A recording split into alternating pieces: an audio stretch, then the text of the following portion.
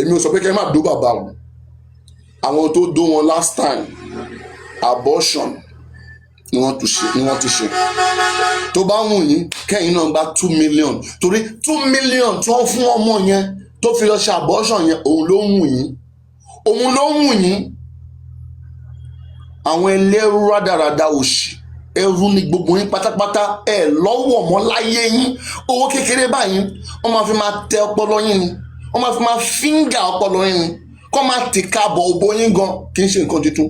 Àwọn kan ti ń tìka bọ̀ òbò, àwọn kan ti ń tìka bọ̀ òbò, wọ́n máa tìka bọ̀ òbò, wọ́n tún máa fi lánu. Ṣé ẹ̀ ń du bàbá yìí ni? Kí ni ó ṣe àwọn pípọ̀ yìí ná? Àwọn obìnrin máa ya wèrè kẹrun. Àwọn obìnrin Ifá, Adam and Eve. Ádámù sì pé, Ádámù sì dá bàbá lóhùn. Bó bá wá ṣe pé Ádámù máa dá bàbá lóhùn ni, inú ìṣẹ́, inú ìyà, inú òtútù ni bá kú sí. Bàbá mo wá lónìí o, mo ní mo wá jẹ́ ìpè fún ọ.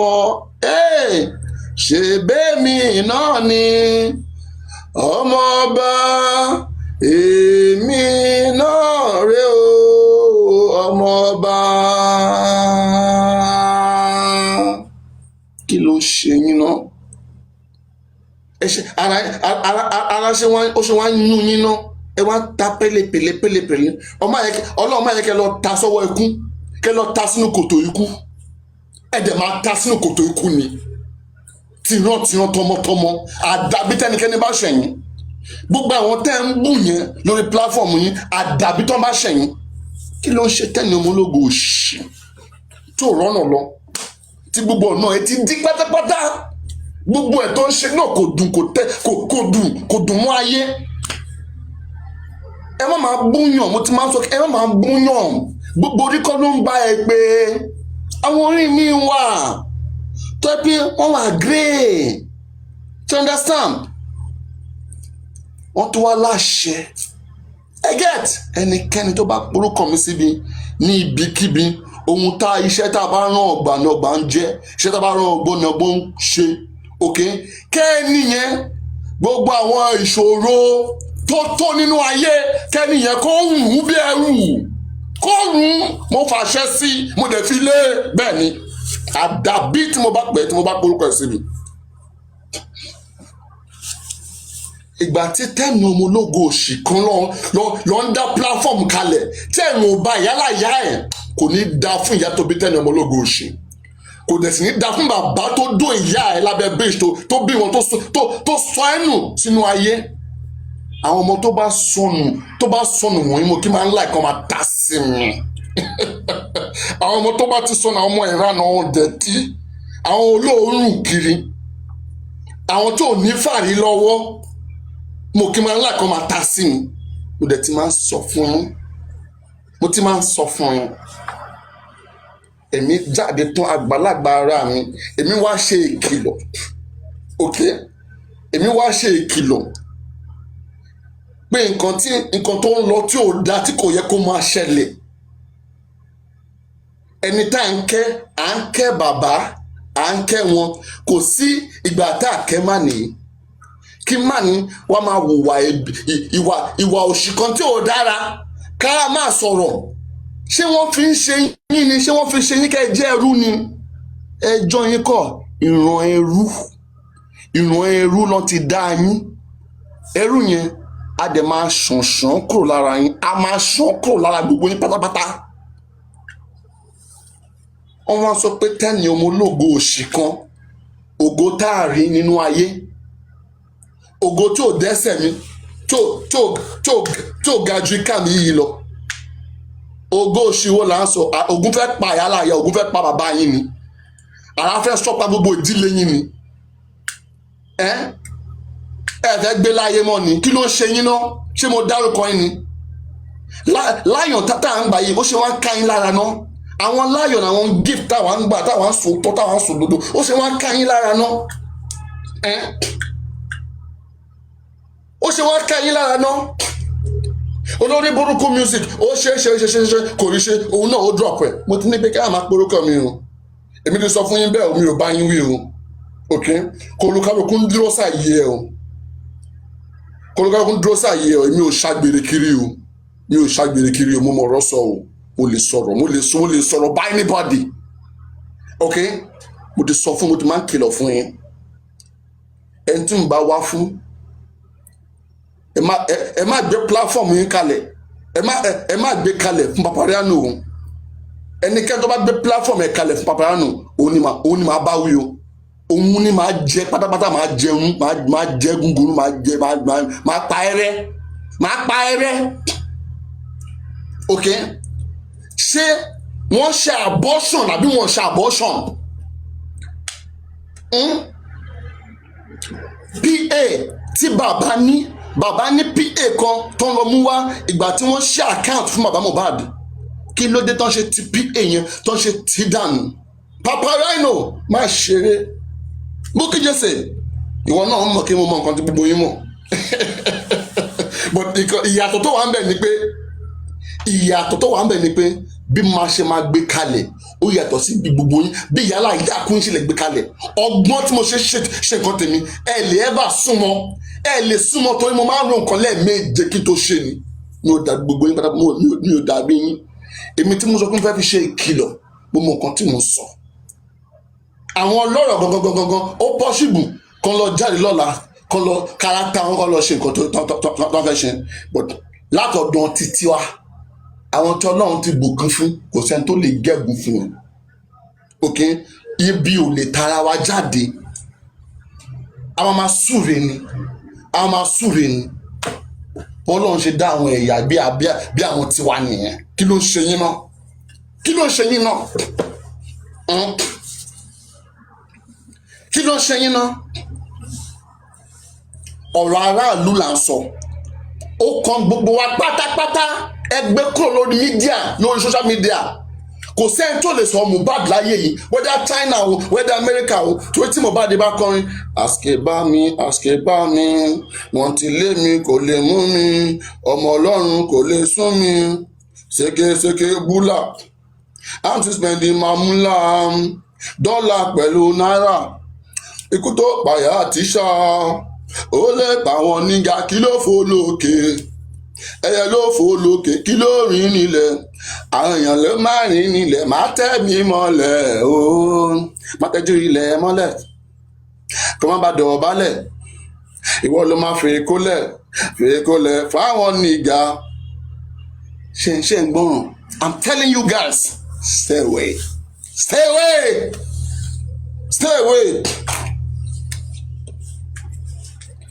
ìwọ tẹ́ni ọmọ ológo òṣì ìwọ tá ń wò bí ọmọ àná tó ń dàgbà síyàn lọ́wọ́ ọmọ àjẹgbín kó má yó ọmọ tó mọ̀ ọ̀tún àti òsì ẹ̀ tó ń wọ bàtà òsì káàkiri ìwọ náà wà lanu dẹ̀tí ẹ̀ ó máa gọkẹ́ tẹ́ni ọmọ ológo òṣì ìyá ẹ̀ máa gọkẹ́ ìyá àti bàbá ẹ̀ tóbi ẹ̀ náà kò ní dá fún wọn ajá ló máa ń wọ́n pa àṣẹ Èdùmàrè àdàbí tí Papariano bá ṣe platform tó kọ́ àwọn èèyàn dọ̀bí kan máa bú ẹ ṣé ó ṣẹ̀mí rí ni kí ni mo ṣe fún ẹ tí wọ́n fi ń ṣílẹ̀kùn fún àwọn queen àwọn alájà òṣìn torí èmi tí mo sọ̀rọ̀ òkúkú lè wá bá mi kó bèrè torí mo dárúkọ ẹ bàbá tí ọ̀rọ̀ kàn ṣé ẹ̀yin mọ̀ nǹkan tí bàbá ń ṣe ni ẹni tí ẹ mọ̀ ẹ kàn máa gbìjà ẹ láì mọ̀ ẹgbẹ́ ẹ lọ́pọlọ bí mo ṣe wà yìí mo mọ ìwọ̀nba tí mo ṣe lè gbìjà ìyá mi gan ìyá tó bí mi lọ́mọ bàbá tó bí mi lọ́mọ ó ní limit bí tí mo lè gbìjà wọn dé ṣẹ́gẹ̀t ẹ láì tí yín mọ̀ pé òye gbogbo yín nǹkan tẹ́ fi bá àlú jẹ́ nìyẹn ẹ wà lẹ́yìn ẹnìkan ẹnìyàn ò lè ṣe angel ẹnìyàn ò lè ṣe mistake gbogbo àwọn tó wà láàrin bàbá Mohbad gbogbo wọn pátápátá àìṣiṣẹ́ ló kún wọn wọ́n dẹ̀ ti fi àṣìṣe yẹn wọ́n ti fi bá bàbá oníbàbá kí n wá ṣe àwa la sọ pé kó má lọ́gbọ́n ni òun náà ló fira ẹ̀ sílẹ̀ ó fira ẹ̀ sílẹ̀ fún wọn. Ṣé àwọn èèyàn wá láti Èkìtì láti wá bẹ bàbá yìí ni? Ẹ jẹ́ kí àwọn èèyàn wọ̀nyí làwọn gùrẹ́sì àwọn ẹ jẹ́ kán kúrò lẹ́gbẹ̀ẹ́ yín ẹ yẹ ká bá yín ṣe kí nìyí. Bàbá ò gbà. Àwọn tí bàbá tó tèkìtì dé wọn ò fún wọn láàyè kán ṣe justice. Ní gbogbo àwọn èèyàn bá filẹ̀ ókè ó yá máa ṣe nǹkan bóyá wọn wọ́n dẹ̀ filẹ̀ fún bàbá náà dẹ̀ ń ṣe ó dẹ̀ ń dóbìnrin kò sóbìnrin tí wọ́n fi ń lọ bàbá Mohbad wọ́n tún fóbìnrin lọ bàbá Mohbad ni. Bukky Jesse náà pè bàbá mo ti bá yín wá obìnrin. Bàbá náà jẹ́ ká wojú jẹ́ ká wojú obìnrin tẹ́ bá wa wá lórí justice for Mohbad. Ẹ wo àwọn tẹ́ ń kẹ́ bọ́n ṣe ń fi yín ṣo òṣì kiri. Àbájọ tí ìjọba náà ṣe wọ́n fi gbogbo ọ̀rọ̀ yín ṣeré. Ó yẹ kí case Mohbad yín ó yẹ kó jẹ́ international case ó yẹ kó jẹ́ number 1 nínú list government. But ìgbà tó yẹ pé àwọn tó ní case gan ìranù ló kùn díwọn ìranù rédèrèdè ló wà lọ́wọ́ wọn ìranù ṣì.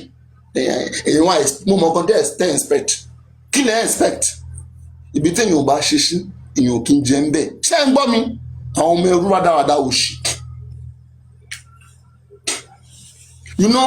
Àwọn èèyàn míì wà nínú gbogbo yín tó yẹ pé má kàn máa wò yín pé ṣé eléyìí náà ṣé pé bóyá torí pé àwọn eléyìí ò kàwé ni torí èmi ò mọ wáyé bẹ́ẹ̀ ni ọmọ ológo òṣì yìí tó ń pè ní Tẹ́mi ọmọ ológo òṣì àwọn tí ayé wọn ti dí tọ́lọ́run ti gbàgbé sí kọ́nà kan àwọn tó lè gbé rí mọ́ láéláyé ìwọ́kíwọ́ tó bá ń bá wọn pa ṣàmọ̀ pé ẹnikẹ́ni tọ́lọ́run bá ti gẹ́gùn tọ́lọ́run bá ti báyé ẹ̀jẹ̀ tó bá lọ ń bá wọn pa ìwọ náà bó ṣe máa ṣẹlẹ̀ sí wọn ló ṣe máa ṣẹlẹ̀ bí nǹkan tí wọ́n sọ fún Bálámù nìyẹn.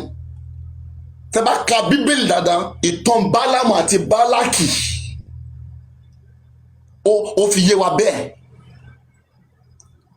Ọlọ́run tó dá Tẹ́nì tó gbàgbé ẹ̀ ìwọ wá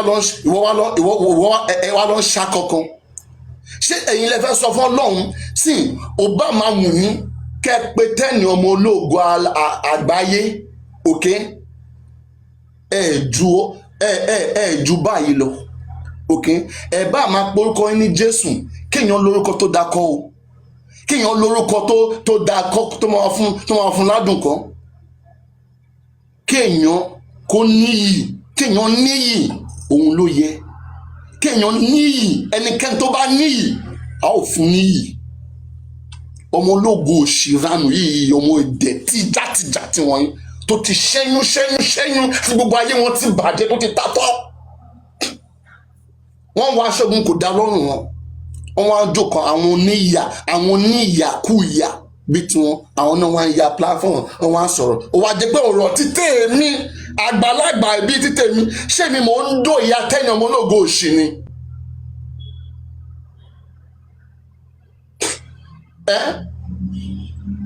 Tí Tẹ́ni ọmọ ológo ọmọ kan sún èèyàn bíi títẹ̀ mi àrá ló máa sùn bàbá tó bí ẹ lọ́mọ Tẹ́ni ọmọ ológo òṣì àrá ló máa sùn bàbá ẹ.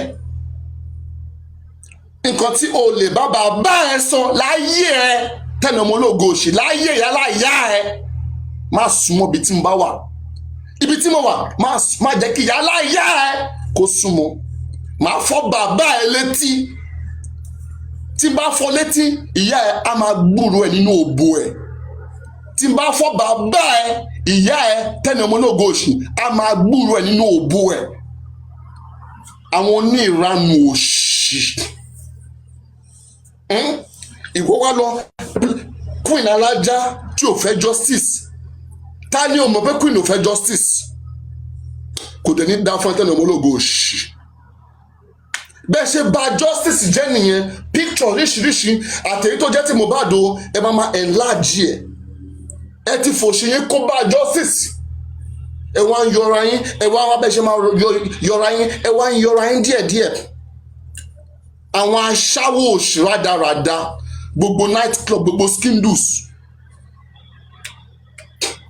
àṣírí ẹ Ọlọ́run á fi lé wa lọ́wọ́ tó bá yá torí ọ̀rọ̀ tí ò kàn ẹ́ ọ̀rọ̀ tí ò kí ṣe tiẹ̀ ni wọn náà fẹ́ gbé sórí.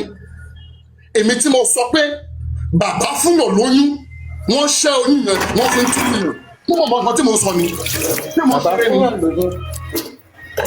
ṣé mo ṣeré ni èmi tí mo sọ ṣé bàbá lè sọ pé òun ò ṣe ni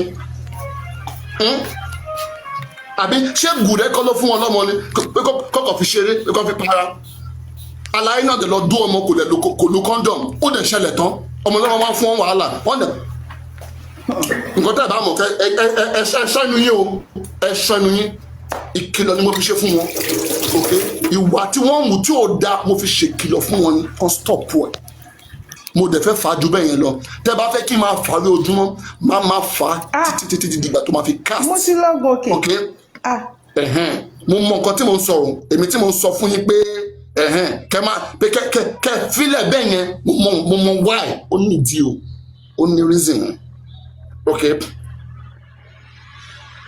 queen tí ò ní platform queen ò ṣe jókòó sórí platform ẹ̀ tí kò bá ṣe pé tẹ́ni ọmọ ológo òṣì yìí pé kò lọ́pọlọ pé kò ní ìwà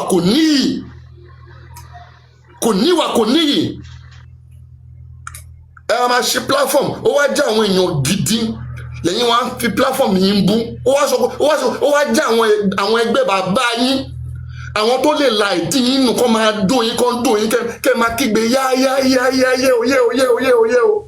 Papa good morning. tó wù yín kẹ́yìn náà kẹ́ lọ máa dó bàbá ni tó wù yín kẹ́ lọ dó ni kúkú ní fàlù ẹ̀ ní wọ́ọ̀d ọkùnrin kankan lè ya ọ̀dọ́ yín àwọn èèyàn bíi bàbá náà lè máa gbèdí lè máa fìdí máa halẹ̀ mọ́ kí ló ṣe yín àwọn onídìí ẹ̀tí ọ̀bọ̀n yín bàbá náà ò ní kò kí ń select kò sí èyí tí gbogbo wọn ṣé bàbá ṣé má nìyẹn ń lo oògùn ni Bukky Jesse o bàbá Mohbad Karimo o bàbá Mohbad Kofi o bàbá Mohbad kí ló ń ṣe yín náà àtìgbà tí ìyá Mohbad ti jáde tó ti sọ pé oko bàbá dùn pé lóòótọ́ pé òun ò lè fi yẹn parọ́ pé oko bàbá dùn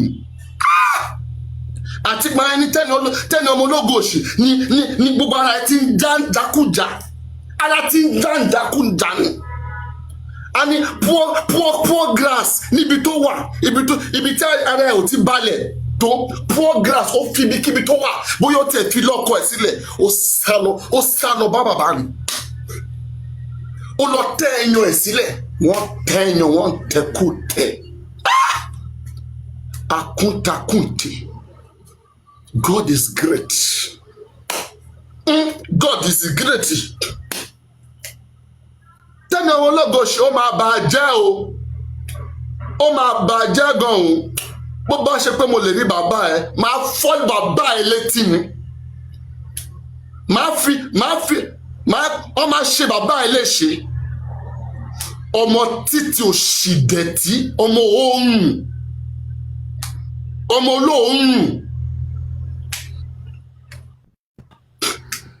Àwọn aṣe oríṣiríṣi tó yẹ kán kó yín sí psychiatric kán kó gbogbo yín sínú psychiatric kán tibẹ̀ yẹn pa ẹ̀yin náà wá ń jókòó ẹ wá ń ṣe bí èèyàn oníyì ẹ mọ̀ pé iyì nǹkan tó máa ń ṣiṣẹ́ fún ni iyì bó ṣe wà yẹn kì í ṣe pé kéèyàn kó agbádá sára kéèyàn kó bàtà òsì sára kó máa ní pé òun ṣakọ òṣì kan ẹni tí iyì ò bá tọ́ sí a ò kí fún wọn níyì èmi Papa Rainy tọwọ́ mi mọ́ ìyẹn yín wá rí pé wá jókòó tì tẹ wá ń sọ̀rọ̀ ọ̀rọ̀ ẹ̀ ní àìdá kò ní dá fún ìyá tó bí lọ́mọ bàbá yín máa ṣẹ̀sìn ni kódà gan gbogbo àwọn ọmọ yín máa jẹ́ ń bẹ̀ ni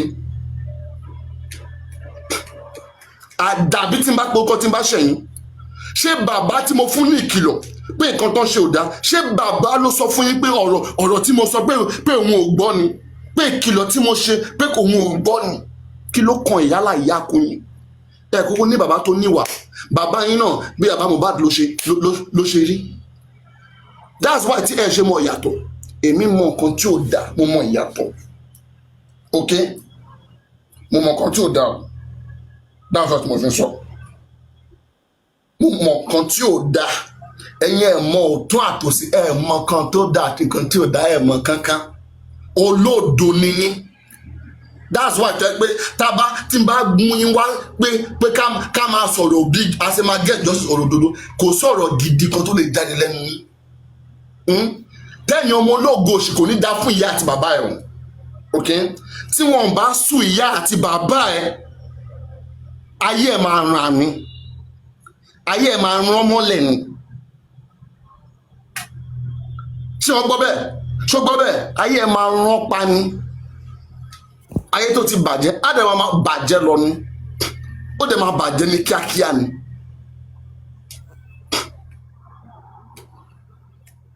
kí ló ń ṣe yín ná àtẹ̀wá mọ àbúrò sáàgbà mọ́ ṣé torí pàdé ń ṣe justice ni àwọn irú tó pé a ní púpọ̀ nílé a ní púpọ̀ báyìí mo gbọ́dọ̀ sọ fún àbúrò mi a ṣẹ́ lè ṣe ni a fi bàtà ẹsẹ̀ ṣẹ́ lè ṣe ni.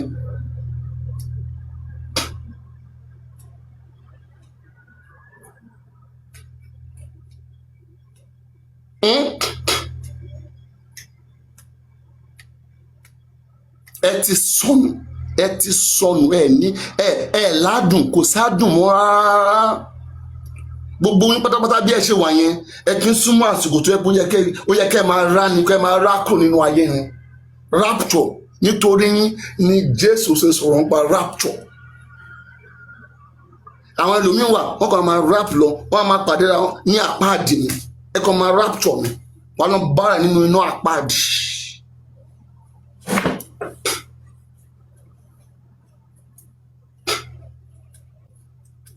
tẹ́yìn ọmọ ológo òṣì má wọlé ibi tí mo fi Bukky Jesse sí máa tẹ̀ ẹ̀wọ̀n náà gbọ́bẹ̀.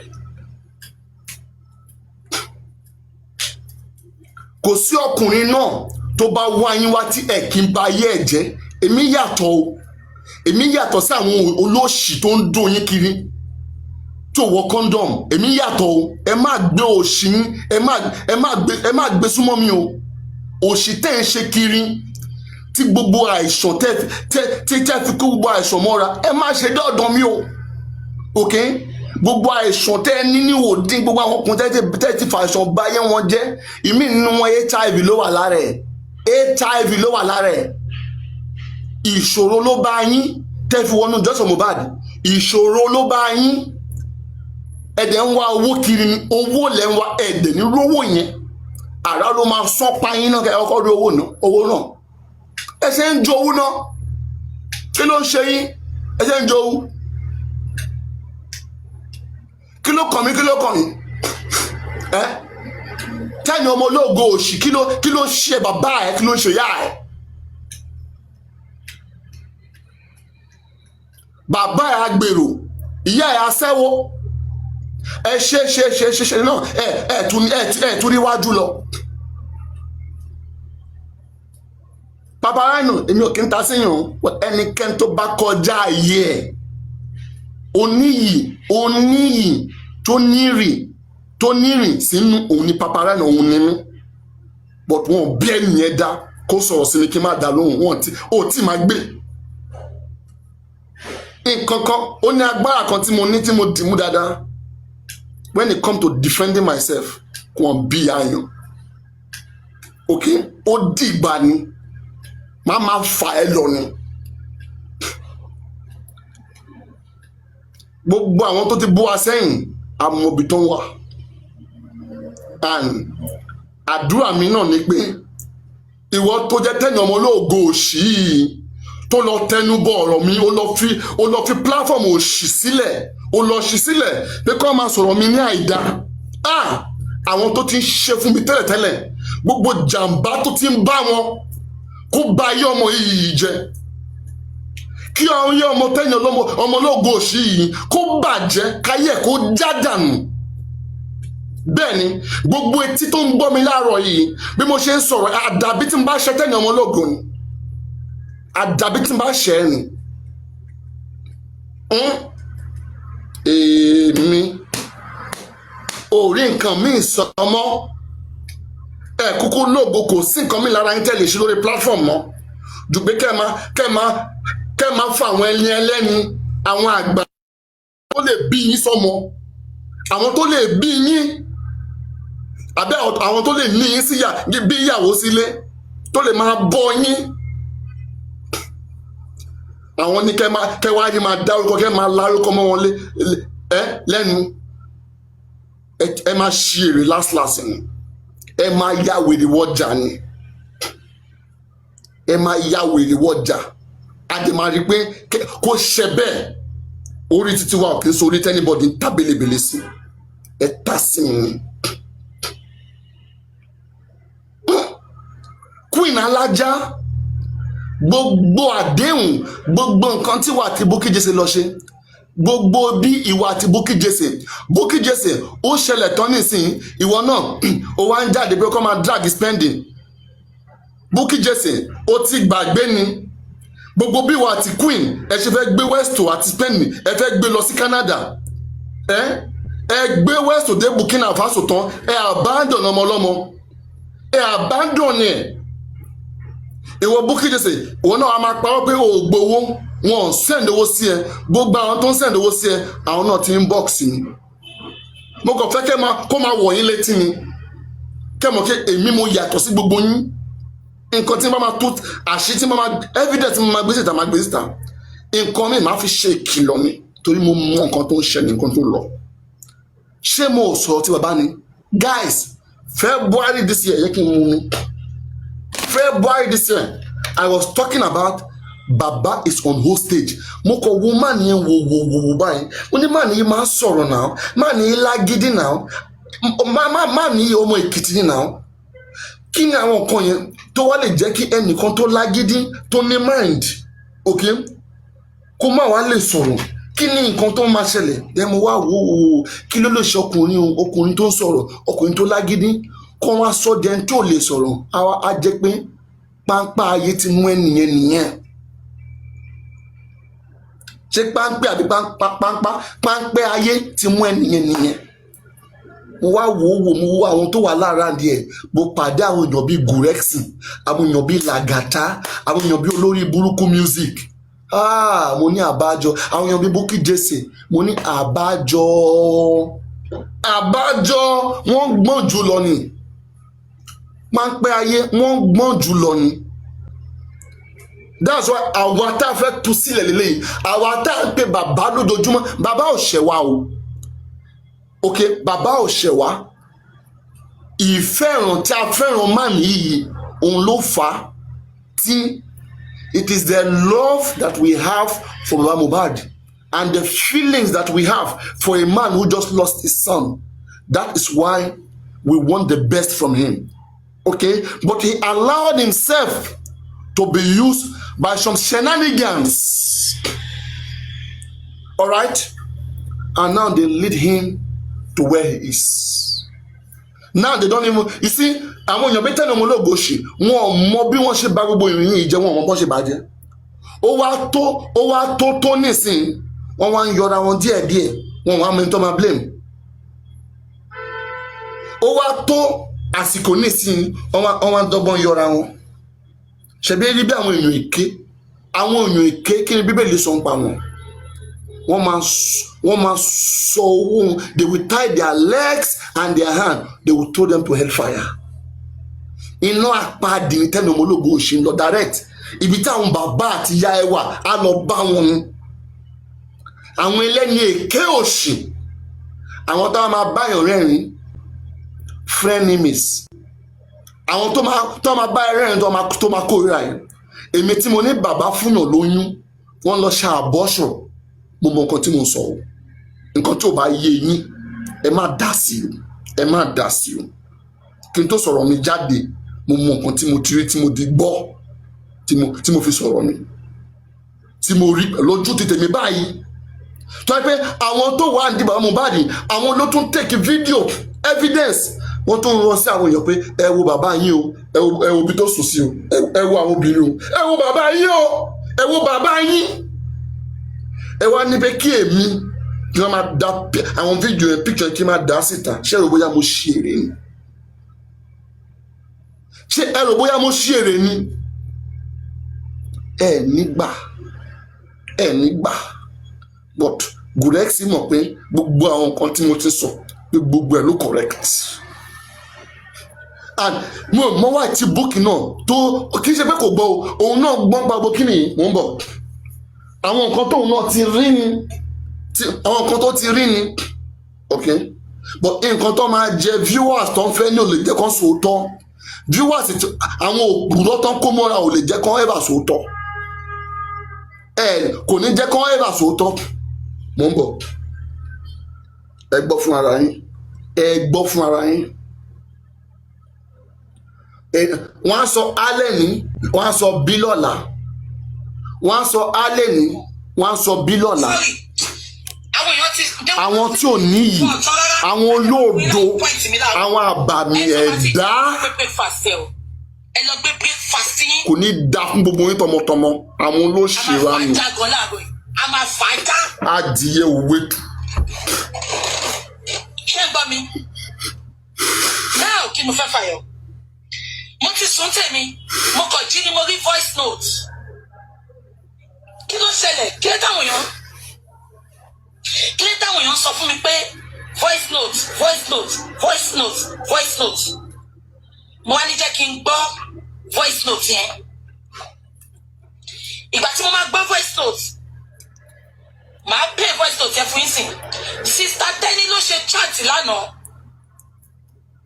Sister Tenny God bless you ibi tẹ́ bá wà wọ́n sọ pé ẹ̀ ń wá nọ́mbà mi wọ́n ti send nọ́mbà yín sí mi màá pè yín later ṣé ń gbọ́ mi.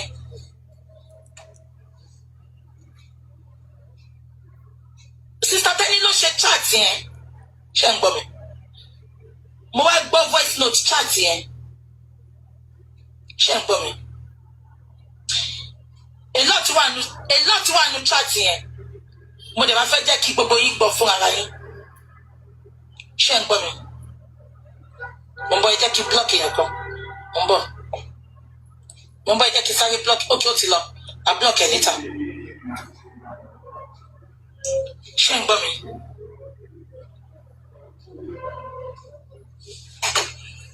Ìgbà tí mo gbọ́ chat yẹn ó bà inú mi jẹ́ lọ́pọ̀lọpọ̀. Many people tó ń support baba Mohbad àti èmi tí mò ń wò yìí ṣé ń gbọ́ mi. Ajẹ́ tó ní conscience tó wò pé wọ́n fẹ́ jẹ ojú bàbá yìí ẹ jẹ́ ká ṣàánú ẹ̀. ṣe gbọ́ ibi tí ọ̀rọ̀ ti bẹ̀rẹ̀ léyìí o ọ̀pọ̀lọpọ̀ wa tẹ́ ń rí wa léni tá à ń bá bàbá yìí wé àtàrà ibi tí a ti wò ṣùṣù pé àwọn ayé fẹ́ jojú má nìyí pé ká lọ ṣàánú wọn ìgbà tá a dé ọ̀rọ̀ wọn tá a dé ìdí ọ̀rọ̀ wọn nǹkan míì láàrin ń bẹ̀ so pé a jẹ́ ẹni tó lọ́kàn funfun tó láyà funfun tó dẹ̀ lọ́wọ́ mímọ́ a ní pé rárá a ò ní fọwọ́ wa support nǹkan tí ò dáa tá a máa support ohunkóhun a máa rí pé yes lóòótọ́ pé ẹni yẹn náà pé wọ́n ń jẹ́ níyà pé àfọwọ́fà kan but bàbá tẹ́lẹ̀ ní ọ̀pọ̀lọpọ̀ problem tó dé bá family yìí nínú research scientific research wa àfọwọ́fà ni ogun kan tí bíbélì ò lè ṣẹ́ òun ni ogun àfọwọ́fà ni and ẹ gbọ́dọ̀ bá wọn wí dáadáa solution kan ṣoṣo tó wà ń bẹ̀ nìyẹn wọn kì í kẹ́ ẹni tí ò ṣe é kẹ́ wọn kì í kẹ́ wọn máa ń bá wọn wí ní ẹni tó bá wí tó bá dá fún nítorí tí ara ẹ̀ ní nǹkan tó fi tọ́ wa dàgbà nìyẹn àdéhùn máa sọ òótọ́ yẹn máa lọ ní a máa sọ lọ ní ẹ má ṣẹ̀rùbà òótọ́ ẹ lè intimidate òtítọ́ ẹ lè ever intimidate òtítọ́ ẹ ti ṣèrè bóyá ọmọdé o bóyá àgbà o ẹnikẹ́ni tó bá ti gbé òtítọ́ yẹn borí ohunkóhun ni ó borí ohun gbogbo ni àwọn oníbàjẹ́ àwọn oní ìwà bàjẹ́ wọ́n fẹ́ fi ìbàjẹ́ wọn kó bá gbogbo wa pátápátá ẹ ti fi bàálù jẹ́ ẹ fi jẹ́ kárọ̀nà àbáyọ ẹ ti fi bà gbogbo nǹkan jẹ́ táwọn èèyàn bá sọ̀rọ̀ kíni kan ṣé ẹ̀yin mọ̀ nǹkan tó júrí ni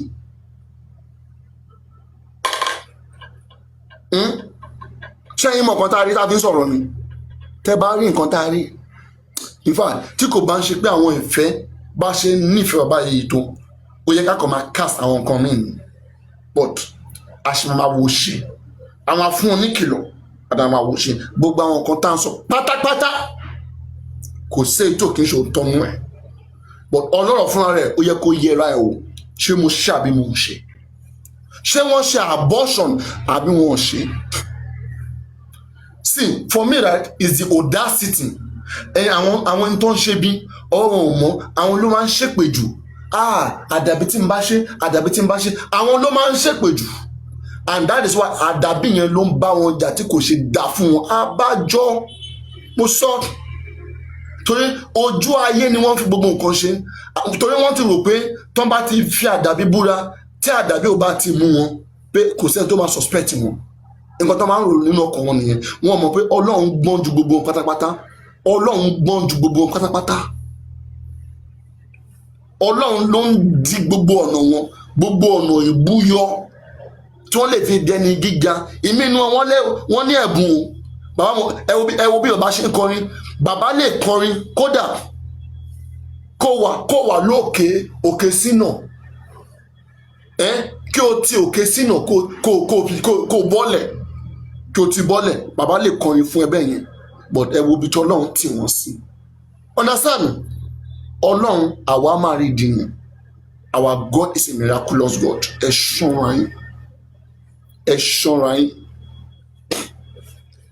ẹ̀yin kan ṣo náà ẹ máa kọrin àdàbí àbí wọn o àdàbí àbèrè o àdàbí àbí wọn o àdàbí àbèrè o èmi ò mọ tán sọ pé mo ṣe tán fi rojọ́ mi kan ẹ mọ tẹ́ ń ṣe àmì àwọn aburú náà wọn kì í mọ nǹkan tó ń ṣe nǹkan tó máa ń ká lára jù nìyẹn most people who are wicked they will keep saying kí la ṣe àwọn ọmọ nǹkan tá a ṣe that's how they always they never see anything wrong.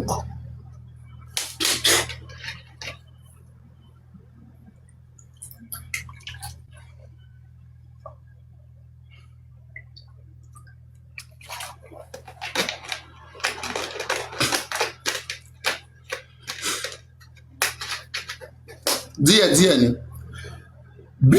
bí wọ́n ṣe ń decline a máa upgrade lágbára Ọlọ́run ok Ọlọ́run ló ń sọ ènìyàn jẹ ní gíga àwọn tí Ọlọ́run máa rẹ̀ sílẹ̀ á rẹ̀ wọ́n sílẹ̀ àwọn tó máa gbéga ó máa gbé wọn ga kí ló ṣe yín rán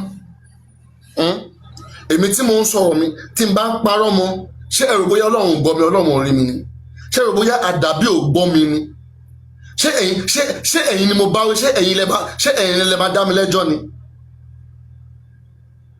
tí mo bá rí nǹkan tí mo rí tí mo bá mọ nǹkan tí mo sọ tí mo kàn déédéé sọ kí ló kàn yín.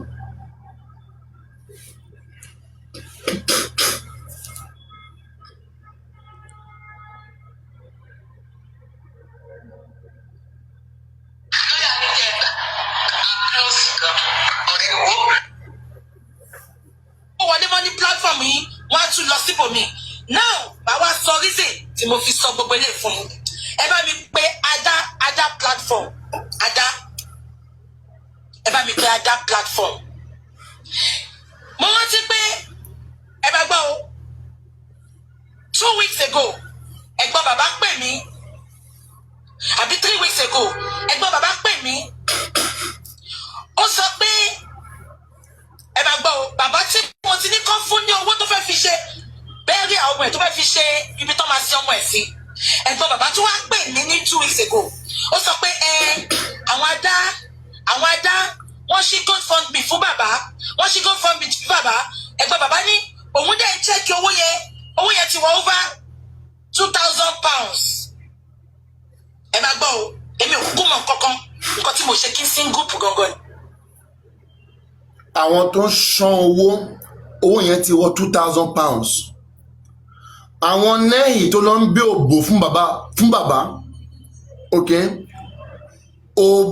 ọmọ àná ìsí nǹkan tí mi ò ṣe like máa ní ká ní pé ó kàn ń dó àwọn tó yẹ pé tó tẹ̀ ní class òbòkóbò tó bá ṣí aláyé ó ń ti kó bọ̀ ni ok mi ò mọ ibi tí nẹ́yìn mọ́lì ibi tó ti lọ rí £632,000 àwọn tọ́mọ wọn kú àwọn tó ń ṣán Ada Foundation wọ́n ní £2,000 ìwọ ní orí £602,000 Ada foundation ni mo blame gbàdúrà pé ọwọ́ òun gangan ò mọ́ olóṣì ni gbogbo yín pátápátá ẹ má fi ìdẹ̀tí ẹ má fi yí mi lára mi ò ní gbà fún yín èmi náà màá ṣe mẹ́wàá fún anybody. You get that? Owó yẹn ti wọ over £2,000. Ajá wa sọ pé àwọn fẹ́ fowó yẹn gba lọ́ọ̀yà fún bàbá ni. Ṣùgbọ́n mo fẹ́ ẹ máa gbọ́ ọ̀tọ̀ ẹ̀gbọ́n bàbá sọ. Ẹ̀gbọ́n bàbá wá dáhùn pé mo fẹ́ gba owó yẹn lọ́wọ́ wọn. Ṣùgbọ́n ó ní bí ṣe fẹ́ gbà á. Mo máa ṣí GoFundMe mi. Sister Bukky mo máa ṣí GoFundMe mi. Mo máa fún yín nìyẹn. Tí bá ti fún yín yẹn màá wá gbowó yẹn lọ́wọ́ Adá. Màá wá ní kájá má ṣe GoFundMe fún wa mọ́. Ẹ máa gbọ́ o. Ìgbà tó sọ̀rọ̀ yẹn ìyẹn ẹ̀gbọ́n bàbá ló sọ̀rọ̀ yẹn. Mo wò pé. Guys, ẹ wo criminal mind, ẹ wo ẹ̀gbọ́n bàbá, ẹ wo criminal mind. Nǹkan tó bá gbogbo nǹkan jẹ́ lẹ́nu ọ̀rọ̀ owó ni. Ada foundation ọmọlọ́mọ tí ń ṣe nǹkan ẹ̀ ó ní àwọn fans àwọn tó believe well, okay? Ada gbé ọ̀rọ̀ bàbá Mohbad ó fi lọ àwọn ènìyàn tiẹ̀ tó fẹ́ràn Ada tó trust Ada pé ká dá owó ká fi gba lọ́ọ̀yà fún àwọn bàbá yìí àwọn pípò yìí. Wọ́n dá owó tán owó tí wọ́n bí £2,000 wọ́n wá fẹ́ fowó lọ gba lọ́ọ̀yà ní àwọn ẹbí bàbá bá wá pé rárá a fẹ́ gba owó yẹn sọ́wọ́. Àdéhùn táwa jọ ní pẹ̀lú àwọn èèyàn wa kọ́ lélẹ́yìí a fẹ́ fowó gba lọ́ọ̀yà kó fi ràn yín lọ́wọ́ ni àwọn ẹbí ní pé rárá àwọn fẹ́ ná owó yẹn nípa àwọn fẹ́ gba owó yẹn. Kí ló ṣẹlẹ̀ ẹ̀yin ẹbí tí ẹ lẹ́nu ọ̀rọ̀ ṣé bàbá lè jáde ní ìgbà àsìkò tí Mohbad kún kó sọ pé ó yá gbogbo yín ẹ lọ dá owó sínú GoFundMe o àwa náà la kéde àwọn tó ń trust wa níta látara wa ni wọ́n ti mọ bàbá Mohbad látara èmi ìwọ gbogbo wa ni wọ́n ti mọ̀ wọ́n wá sọ wá di ẹni tó mọ̀ nǹkan kan mọ́ àwa tí a ṣe bẹ́ẹ̀ tí a ṣe ètò tí a gbé ètò kalẹ̀ pé kó ba lè dá fún àwọn pípò yìí wọ́n wá kọ̀lọ̀ bí wa wọ́n wá wọ̀ wá lára wọ́n wá ń yí wa bí ata oṣù dì ṣùgbọ́n kẹ̀ a ò ní pa àwa náà kí ló sọ àsọ lórí a ò ní pa we no go gree. Ìgbà tó sọ̀rọ̀ yẹn ìyẹn ẹ̀gbọ́n bàbá ló sọ̀rọ̀ yẹn mo wò pé àwọn owó tó ti ń dá kiri fáwọn pípù yìí nǹkan wá ìtọ́ ṣe ń sọ pé máa tún bá wọn gbé GoFundMe síta èmi tẹ̀lé tí gbogbo yín bá mọ̀ mí dáadáa mo láìkì bí ká máa tọrọ owó lórí platform mo láìkì ẹ̀ kò mọ́ mi lára kàkà bẹ́ẹ̀ máa ṣe nǹkan mi tí mo lè ṣe níwọ̀nba ara mi ṣé ń gbọ́ mi ìgbà tó sọ yẹn wọ́n ṣàṣẹ́ẹ̀dì GoFundMe. Olóṣì gba owó ní £20 tí wọ́n fún ẹ níbo ló ti £20 àlàyé yìí obìnrin yìí ó sọ bẹ́ẹ̀ o last time okay ó ní èrè £20 lòun jẹ òun jèrè £20 ní just from Mohbad £20 ṣé wọ́n lè fi rìsíìtì yẹn hàn wá guys ṣé sí àwọn pípọ̀ òpùrọ́ ni ọ̀pọ̀lọpọ̀ nínú òpùrọ́ ni wọ́n onírọ́ gbóò ní gbogbo pátápátá okay and mo dẹ̀ ti máa ń sọ ṣé òun wọn kàn dó bàbá Mohbad ṣé wọ́n fẹ́ dó má nìyẹn ni I swear àwọn obìnrin ò ṣe wá lójú tì mọ́ báyìí nàgànà Kàrímọ́ o bàbá Mohbad Bukky Jesse bàbá Mohbad Tẹ́ni ọmọ ológo òṣì bàbá Mohbad Kọ́ńfì bàbá Mohbad Neyimoli ẹ fẹ́ poor grass ẹ fẹ́ fi òbò pa bàbá yìí fún wa ní kí ló dé kí ló ṣẹlẹ̀ kí ló dé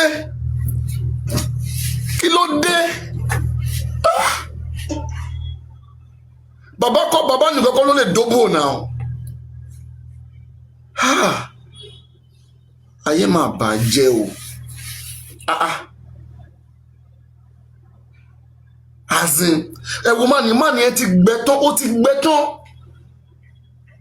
máa tẹ́ pé tó ṣe kápẹ́ntà tó ń gbé hámà sókè àtìgbà tí màmá Mohbad ti sọ pé tó bá jẹ́ nípa ti dídó pé máa nìyẹn good àtìgbà yẹn tí tẹ́ni ọmọ ológo bá ń ṣe show àbí ọmọ ológo òṣì mi ò kí ń ṣe ọmọ ológo kò sóògùn kankan bẹ́ẹ̀ okay tí tẹ́ni ọmọ ológo òṣì bá ń ṣe show kò ní sí ìgbà tí kò ní dárúkọ má ní orúkọ má ní akọ jábọ̀ wọ ẹnu ẹ̀ gbọ́ọ̀ má ní pé má ní má ṣe báyìí má ṣe wọ́n bá má ní this life is bad. Then Karimo náà wá wo ṣùṣùṣùṣù bí ó Karimo ò tí ì bunu okay and eléyìí ò kí ń ṣe ebun okay but mo kàn ń feel pé bóyá ó possible kó jẹ́ pé àwọn náà wà lórí line torí line yẹn ń gùn gan o àwọn kan òbò ni wọ́n kàn ń sẹ́ndì sí bàbá aláyé òbò wa nìyẹn o àwọn wá justice o báwa wò ó báwa yẹ̀ wò ó báwa yẹ̀ wò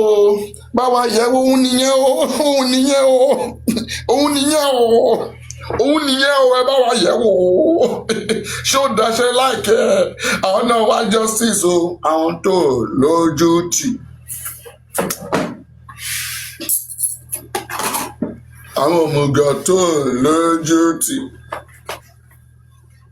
àwọn ajá tó lójú tì bí justice ṣe kéré yìí a tún ní ajá nínú justice èmi mọ àwọn ajá justice wọ́n kàn ń já níjàkújà àwọn ajá justice kò síbi tí wọ́n kì í jáwọ́ à ń pè wọ́n ní dog of justice tẹ́ bá rí wọn ẹ máa pa wọ́n tì ẹ fọ́ wọn létí dànù ẹ má gbọ́rọ̀ wọn ẹ má gbọ́rọ̀ ẹnu wọn ajá rẹ pa wọ́n tì. Okay, queen alájà mo sọ pé queen alájà o mo ti sọ fún yín tí n bá ń pe queen alájà mi ò sọ pé torí alájà wà o alájà alájà that is ado ado la mi ja do domido alájà alájà mímímí alájà à ń sọ̀rọ̀ nípa queen alájà ṣó yẹ iná yẹn a tún fi linguistic báyìí pò and science platform tá a jẹ́ kí ló ṣẹlẹ̀ èyí máa ń sọ fún àwọn pípọ̀ yìí ẹ wá ẹ máa dánwò ẹ máa dánwò who goes there wọn bí ìyá ẹ̀dá sẹ́ wọn tí bí yálà ìyá àkó ẹsẹ̀ alàkó ayọ̀ pàpà ẹ̀rẹ́ bá bọ̀ nà èmi tó ẹ pé ṣé torí pé mo ráàyè àwọn obìnrin yìí pé kí n máa kó máa fọ́ wọn nídìí kí n máa ṣé ara ẹ̀ ló ta wọ́n tó fà á tí wọ́n fi tọ́ bàbá lọ ni èmi mo tètè kóòdì ni mi ò kóòdì ẹ bá ti sọ fún mi pé gbogbo bí ẹ ṣe ń ṣe ìdí yẹn gbogbo bí Tenny Ọmọlógo ṣe ń ṣe ìdí èmi mọ̀ pé ó fẹ́ kàn wọlé sí ni èmi ò mọ̀ torí èmi ò mọ̀ nǹkan tí Paparazzi ó ṣe tó yẹ pé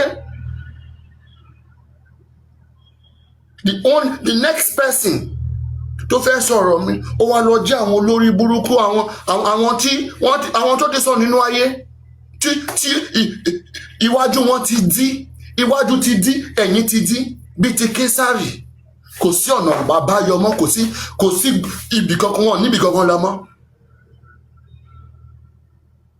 Ẹ bá mi béèrè Guresi had an accident, okay, and we are not mocking at him, and he is in a life support, okay.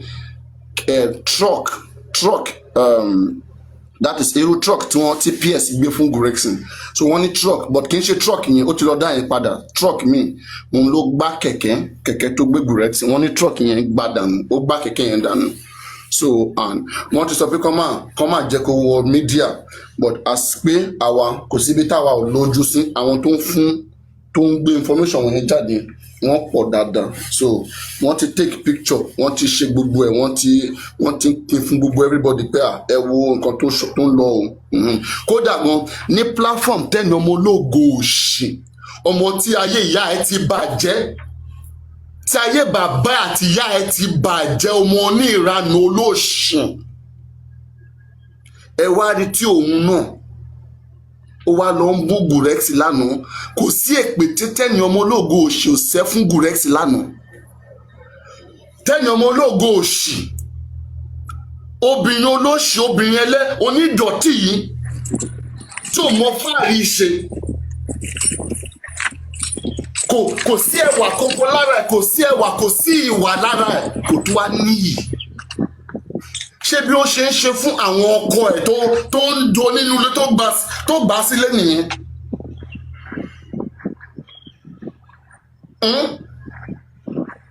ṣé bí tẹ́lẹ̀ ọmọlógo òṣèwá náà àwọn ọkùnrin kí n máa sòótọ́ fún yín àwọn ọkùnrin tẹ́ bá ti ń dọ́ àwọn obìnrin ẹ máa sòótọ́ fún wọn ẹ máa bí ẹ ṣe ń fíńgà wọn yẹn bẹ́ẹ̀ ṣe ń fọwọ́ ìka bẹ́ẹ̀ ṣe fi ń yí wọn yẹn ẹ tún máa gbé wọn jó kẹ́ máa sòótọ́ fún wọn ok on a good day ṣé ó yẹ kí onídẹ̀ẹ́ tó lóṣìírá dáradá ọmọ ọwọ́ ọmọ tí ò mọ kankan nínú ayé yìí kó wá jẹ́ ẹnu tẹ́ni ọmọ ológo òṣì ni wọ́n ti máa gbọ́ orúkọ èmi àgbàlagbà fún ara rẹ̀ kó máa gbọ́ orúkọ mi lẹ́nu àwọn èèyàn bẹ́ẹ̀ yẹn táyé wọn ti ta tí wọ́n ti bà justice jẹ́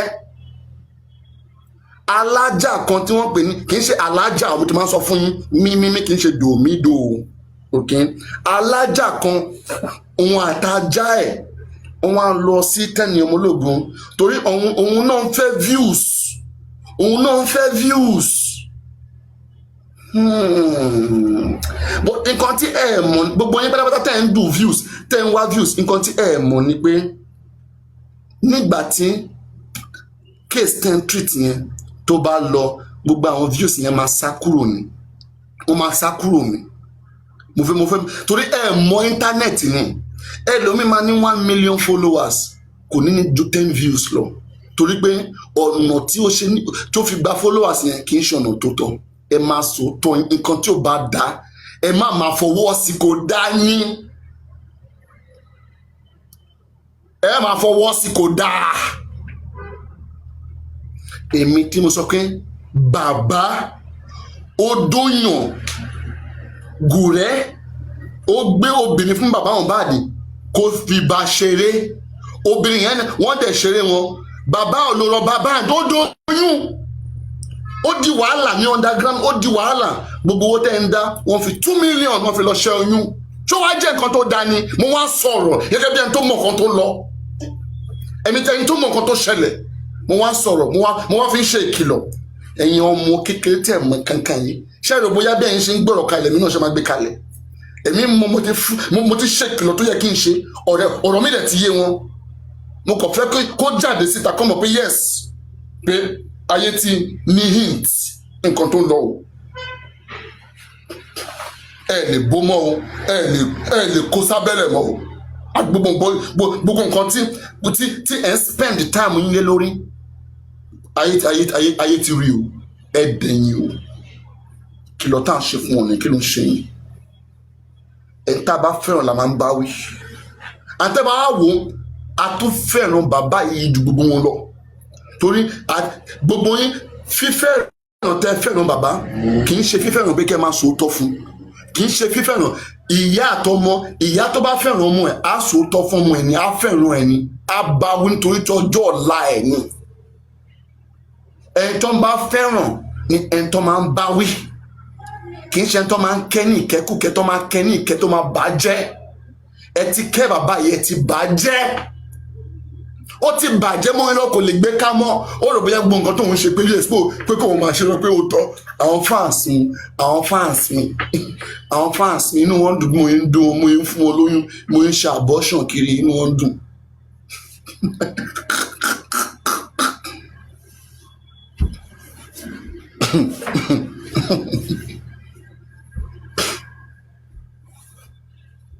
Yes, 2 million for compensation everything ọmọ oyún 3 months kẹtùmọ̀ pé yes mo tó specify 3 months oṣù mẹ́ta oyún 3 months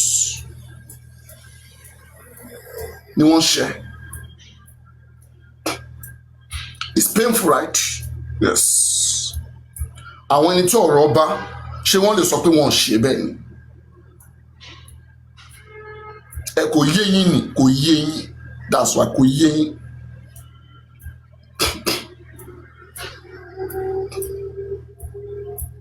a ní mo ti sọ ìṣekúṣe that's why àti December ni mo ti wo man yẹn ìgbà tí mo wo man yẹn mo hate bàbá o but mo kò wá àti December mo ní pé no man yóò lè wá sí platform mi a lè sọ̀rọ̀ ìgbà tí mo rí ọ̀rọ̀ ẹnu wọn tí mo rí wọn ṣe mo ní eléyìí kò wá normal now kò wá normal now àwọn bàbá tí ọ̀ ṣe báyìí now ṣé gbogbo àná là ní bàbá now gbogbo àná là lè ti di bàbá nǹkan tó bá dá ma ní pé kò dání now ṣé ká máa torí pé àfẹ́ sọ̀rọ̀ ṣé wọ́n fún yín lówó ni àbájọ wọn a máa fún yín lówó tó ìwọ tí wọn ò fún lówó olóòótọ́ òtún lè sọ èmi ni mò ń ra dátà bí mo ṣe ń bá yín sọ̀rọ̀ yìí mo ṣe 40 gig ó yẹ ló bí 4 days mo tún ṣe another 18 gig Airtel ẹ check iye tó ń ṣe gig ní Naija 18 gig Airtel right ni mo tún ṣe tí mo fi ṣe stream yìí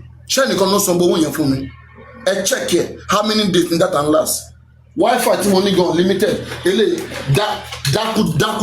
dákúdájí ni unlimited dákúdájí mo gbọ́dọ̀ tún máa back it up pẹ̀lú free data pẹ̀lú data sorry pẹ̀lú recharge data pẹ̀lú Airtel àti MTN tí MTN àti Airtel tó ń bá lọ lò máa kàn lo kíní ni torí ẹ mọ̀ kankan ni you don't know shit nothing èmi tí mo ní pé èèyàn ṣe abortion ṣé mo mọ̀ nǹkan tí mo ń sọ ni ṣé mo mọ̀ nǹkan tí mo ń sọ ni tó bá jẹ́ Wùmí ẹ máa bú ni bò tó bá jẹ́ bàbá ẹ má sọ ìgẹ́nìkan kìnìkan.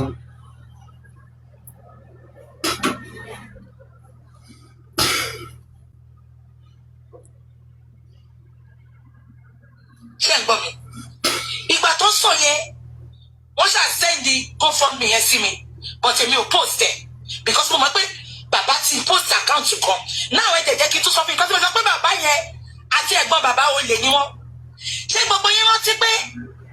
ṣé gbọ́ you see kò sí anybody tó bá lọ bá mà ní deal tó bá ọ̀pọ̀ nù yín ẹ pé bàbá rí ni ẹ pé kẹ́ ẹ bá deal for like 1 week or 1 month ẹ máa mọ̀ pé yes ọ̀pọ̀ nù yín ẹ súnmọ́ àbáni náà òkèrè lẹ́tí wo bàbá ẹ súnmọ́ kẹ́ ẹ mọ ìwà ẹ sá ni the same ṣebí yet be bulele tí a fún la assignment nígbà yẹn tó di pé ẹ má sọ ẹ má àwọn èèyàn máa ń rò pé bóyá a hate bàbá yìí tá a bá ti bá wọn wí kò sí anybody tó hate wọn anybody tó pọ̀ lọ́wọ́ bá pé bàbá yìí tó sọmọ ẹ̀yìn nǹkan the first thing èèyàn máa fẹ́ràn wọn ni èèyàn máa kẹ́ wọn ni adẹ̀tí ṣe yẹn adẹ̀ṣe ń ṣe lọ okay but ìyẹn ò fún wọn ní license ní password kọ́ máa ṣe àìṣiṣẹ́ rárá ìyẹn làwọn nígbà ẹni tó ń bá ń kẹ́ kóun náà kó káre ó ṣe kó jẹ́ nìyẹn alẹ́ jẹ lára. àti ẹ̀gbọ́n bàbá olè ni wọ́n ṣé gbogbo yín rántí pé. ṣe tó gbọ́ Bukky Jesse nìyẹn o tó ń pè wọ́n lólè ẹ mọ nǹkan tójú ẹ rí èmi ò mọ evidence tó fi hàn yín o Bukky Jesse nìyẹn tó ń pe bàbá àti Múyìwá lólè ẹ ní sọ̀rọ̀ o ẹ ní sọ̀rọ̀ ẹ dẹ̀ ní sùn Bukky Jesse ẹ ní sùn ẹ ní gbọ́ pé ká petition ẹ ní sọ bẹ́ẹ̀ torí ẹrú ni yín ẹrú fò ni that is Bukky Jesse saying Mohbad father and his brother in America they are thieves. You won't sue her. She know what she has seen. Ask her for her evidence. Let her bring it out today. Let her bring it.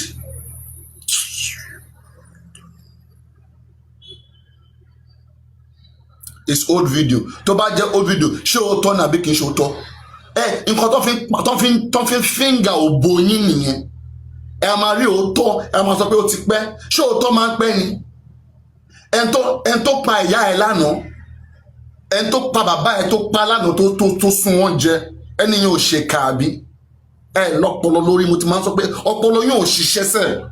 Ó yẹ kẹ́ máa mu mílìkì ni, ọ̀pọ̀ náà yẹ kẹ́ máa mu zobo àti mílìkì ni, kò yẹ kẹ́ tẹ̀ máa jẹran, kẹ́ máa jàgbàdo. Ẹ tí ì gbó, ẹ lọ bá mi lọ gbé correction yẹn wá.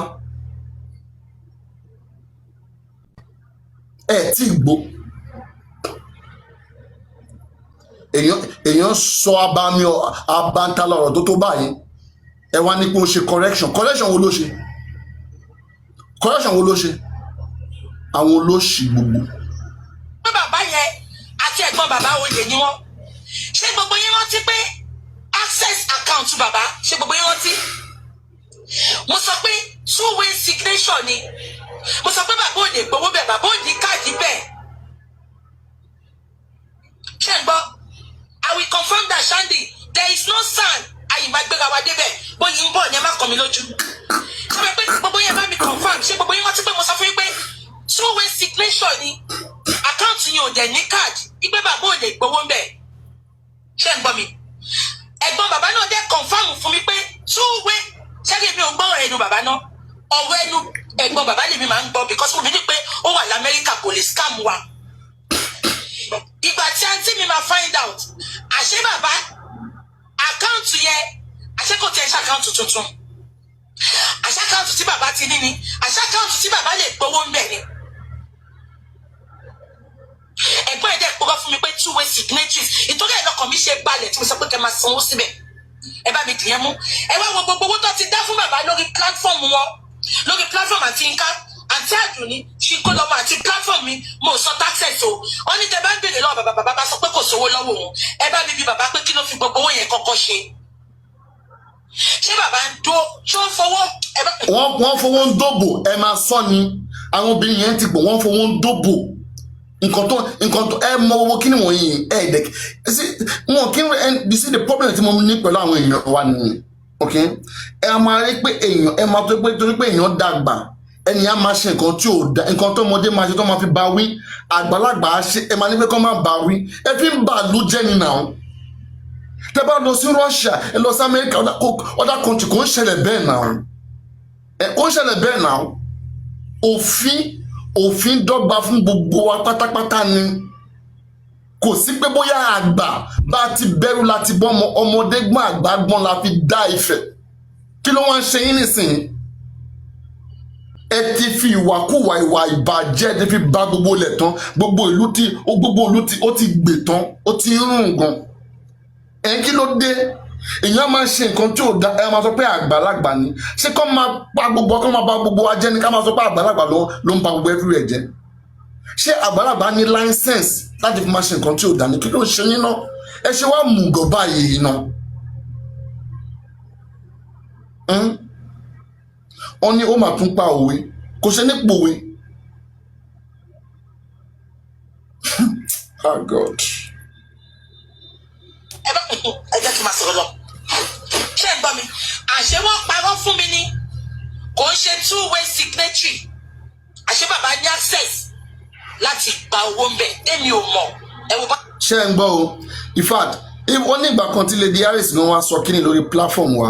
A ti máa ń rò pé bóyá woman yẹn pé bóyá òun náà wà lára wọn. A ò mọ̀ pé ìṣekúṣe tí wọ́n ṣe ló fà á tí woman yẹn tí ọwọ́ ẹ̀ mọ́. Ni woman sọ pé rárá èmi ò lè gbá òṣì yìí. A ò gbọ́dọ̀ máa gbá orúkọ báyìí mọ́ra. Ni woman yẹn fi kéde, ó jáde, ó sọ̀rọ̀ àwọn èèyàn torí pé ibi náà kún ọkàn wọn. Oníbi làwọn náà wọ́n gbà tiẹ̀ gbọ́. Kò sí wòlíì tí Ọlọ́run ò fi ránṣẹ́ sí ọmọ ènìyàn.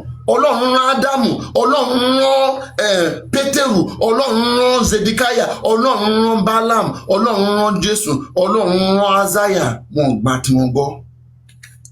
Ọlọ́run rán Oríyọmí, Ọlọ́run rán Papadiano, Ọlọ́run rán gbogbo everybody. Wọ́n gbà tí wọ́n. Kí ló ń ṣẹlẹ̀ ẹ̀yin ọmọ ẹni?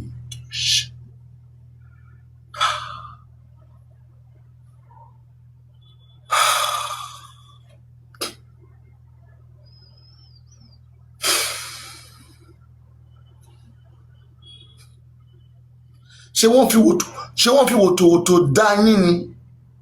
ẹ wo bó ṣe ń parọ́ fún mi tí mo dẹ̀ bá yín fòótọ́ lò tí mo dẹ̀ ń wá síta tí mo wá ń sọ.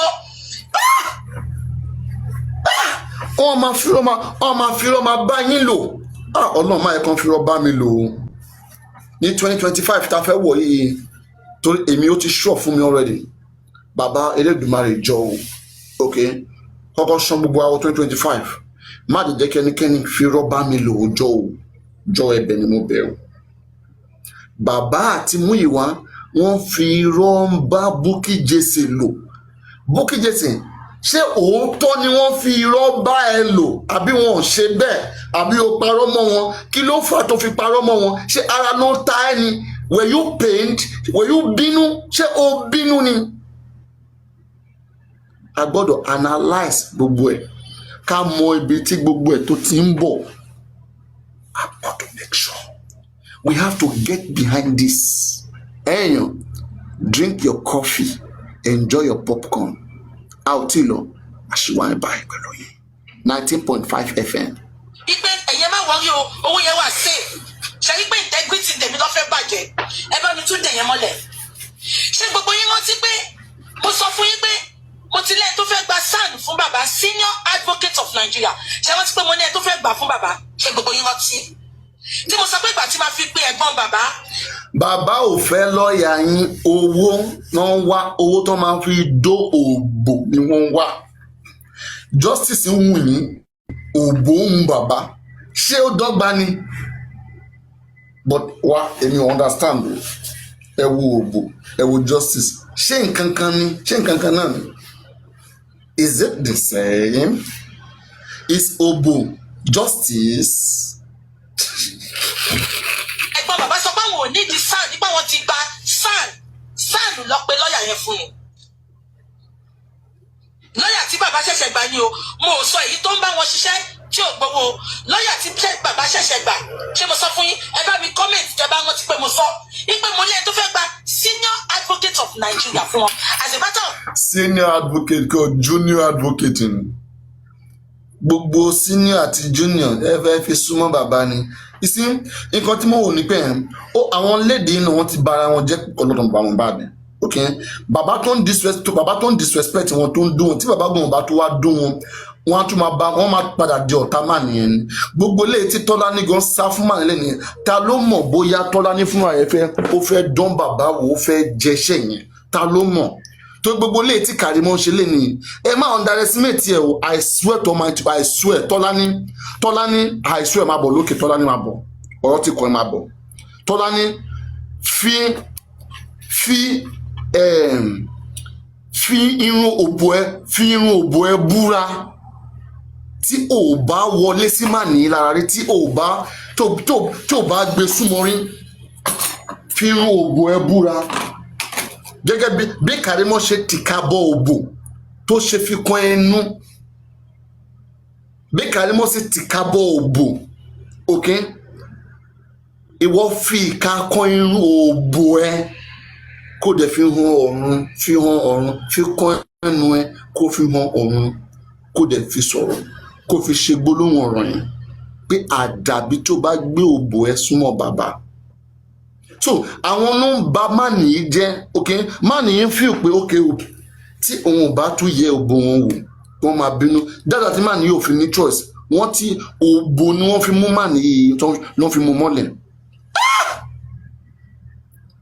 Àti ìyàwó tó wà nílé gan ìyàwó gan ò lè lọ mọ́ ìyàwó fẹ́ lọ ìyàwó ò lè lọ mọ́ torí pé owó ti wà ìyàwó tó ti lọ látọjọ́ òun náà fẹ́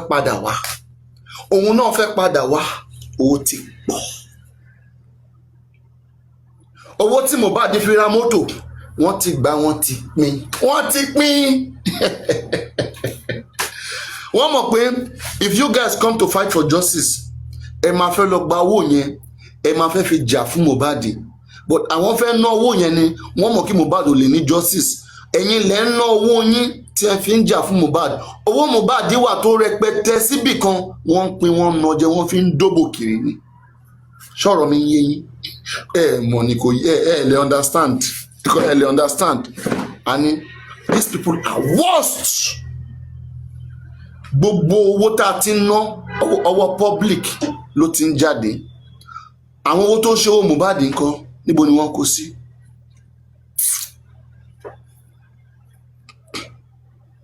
Ìgbà mo lé tó fẹ́ gba senior advocate of Nigeria fún wọn. As a matter of fact, ibi tó ń lọ yẹn ni. Ibi tó ń lọ yẹn ni. Ẹni tí sáànù tí àwọn dáàdì yẹn dẹ̀ ń lò lọ́fẹ̀ẹ́ jẹ́ kán lò kán lè bójútó wọn. Ẹ̀gbọ́n bàbá àti bàbá sọ pé àwọn ò ní ìdí sáàn. Ipa wọn ti ní sáàn ẹ ṣe àti ìbàdí. Ẹ bá mi confirm ẹ ṣe gbogbo yín. Làákàyè yín ò ní parẹ́. Ẹ wo àsìkò tán ní pé Wùmí lóyún. Ẹ wo bí gbogbo wọn ṣe ń gbé news yẹn. Wùmí lóyún, Wùmí lóyún, Wùmí lóyún. Ṣé ẹrẹ evidence ni? Ṣé ẹrẹ evidence ni? Evidence yín dà tó lóyún. Ó wá di àsìkò abortion. Ẹ wá ń sá kiri. Ẹ wá ń já kiri. Kò ní dá fún gbogbo yín. Ẹ̀gbọ́n bàbá wa sọ fún mi ń jọ yẹn pé àwọn ti ní sàn. Ọwọ́ náà as a matter of fact, àwọn máa jẹ́ kí n bá sàn yẹn sọ̀rọ̀. Mo ní kí lorúkọ sàn yẹn. Wọ́n dárúkọ ẹ̀, mo ní mi mọ̀. Ẹ máa gbọ́ gbogbo yín. Wọ́n ṣàwá ṣe 3-way call èmi àti lọ́ọ̀yà yẹn àti another lady. Wọ́n ṣe 3-way call ọjọ́ yẹn, wọ́n ní kí n bá sàn yẹn sọ̀rọ̀. Àwọn few questions tí mo béèrè lọ́wọ́ máa yẹn kò lè hold water. Tí Bukky Jesse bá question lọ́yà àgbà tá a ní, Bukky Jesse tí ò mọ̀ kankan ó question lọ́yà. Okay? Bukky Jesse question lọ́yà ò lè fún Bukky Jesse lésì. Ayé pé Bukky Jesse dájú lọ́yà lọ nìyẹn náà. Èèyàn Bukky Jesse ló tún correct lọ́yà àgbà. Lọ́yà yín wà ní UK látọjọ́ bọ́jọ́. Wọ́n ń gbádùn ní UK.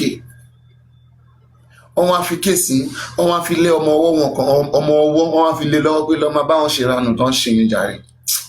Ibikíbi tán bá ṣe dé kó wá bá mi ní London tán bá ti bàjẹ́ tán the next flight má gbà fún ẹ.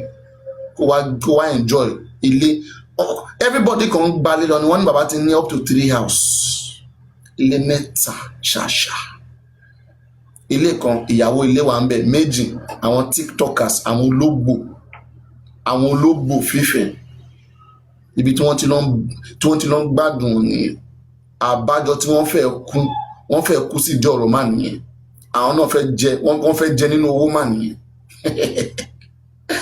Poor grass. Ọ̀nà gbogbo yín ti dí. Gbogbo ète gbogbo àwọn nǹkan tí ẹ lọ ń gbìn yẹn gbogbo ẹ̀ pátápátá la máa wú dànù àwọn olóṣì. Kò jọ ọ̀rọ̀ okó mà nìyẹn. Wọn ò mọ justice. Béèrè lọ́wọ́ Tenny Ọmọlógo Òṣìn pé Tenny Ọmọlógo Òṣìn ṣé ìwọ mọ nǹkan tó ń jẹ́ justice ni? Can you define justice?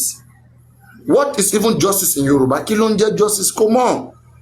Bàbá tó bí Tenny Ọmọlógo Òṣìn mọ justice. Ìyá ẹ̀ mọ̀. Ṣé Tenny Ọmọlógo Òṣìn ló fẹ́ mọ justice ni? Kò mọ̀ jù pé kó dá platform sílẹ̀ kí àwọn queen alájá kó máa bú tẹrẹ lẹ́ni kó máa drag èèyàn. Èyí tí ò ṣẹ́ wà níbi kó máa drag àmì. Frenemies ọ̀tá ni ẹ́. Ìwọ tí ó bá ti lè ṣe bẹ́ẹ̀ ọ̀tá ni ẹ́. Ever this is more than 1 year. Ní ever rí mi pé bóyá kí n pe àwọn èèyàn kan kí n dárúkọ wọn sẹ́nu mi. Ìgboyà tó ní ẹ̀rù ò bà wọ́n. Wọn ò rọ̀rọ̀ sọmọ́. Ó wá jẹ́ èmi ọ̀rọ̀ mi ni wọ́n fẹ́ jókòó. Òun ló máa báyé gbogbo àwọn ọmọ báyé gbogbo ìran yín jẹ́ ó máa gbé yín mì ní. Ọ̀rọ̀ mi tẹ́ ẹ dá sí yẹn. Jàǹbá ló máa kó bá gbogbo yín pátápátá tọmọtọmọ.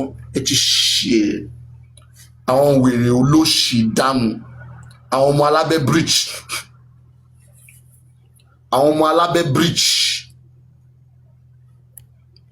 Àwọn few questions tí mo béèrè lọ́wọ́ máa yẹn kò lè hold water. Mo mọ̀ pé nǹkan kan ṣẹlẹ̀ but èmi wà too forward. Ìgbà tó yẹ pé mi bìí pé family ẹ̀ ni tí ò tiẹ̀ ṣe family ẹ̀ aṣọ ọmọ ìlú ni wọ́n ọmọ ìlú tó fẹ́ jọ gbá wa lórí íńtánẹ́ẹ̀tì ni wọ́n. Ṣé gbọ́ mi? jọ mo ti lọ tẹbi mi àdékọ.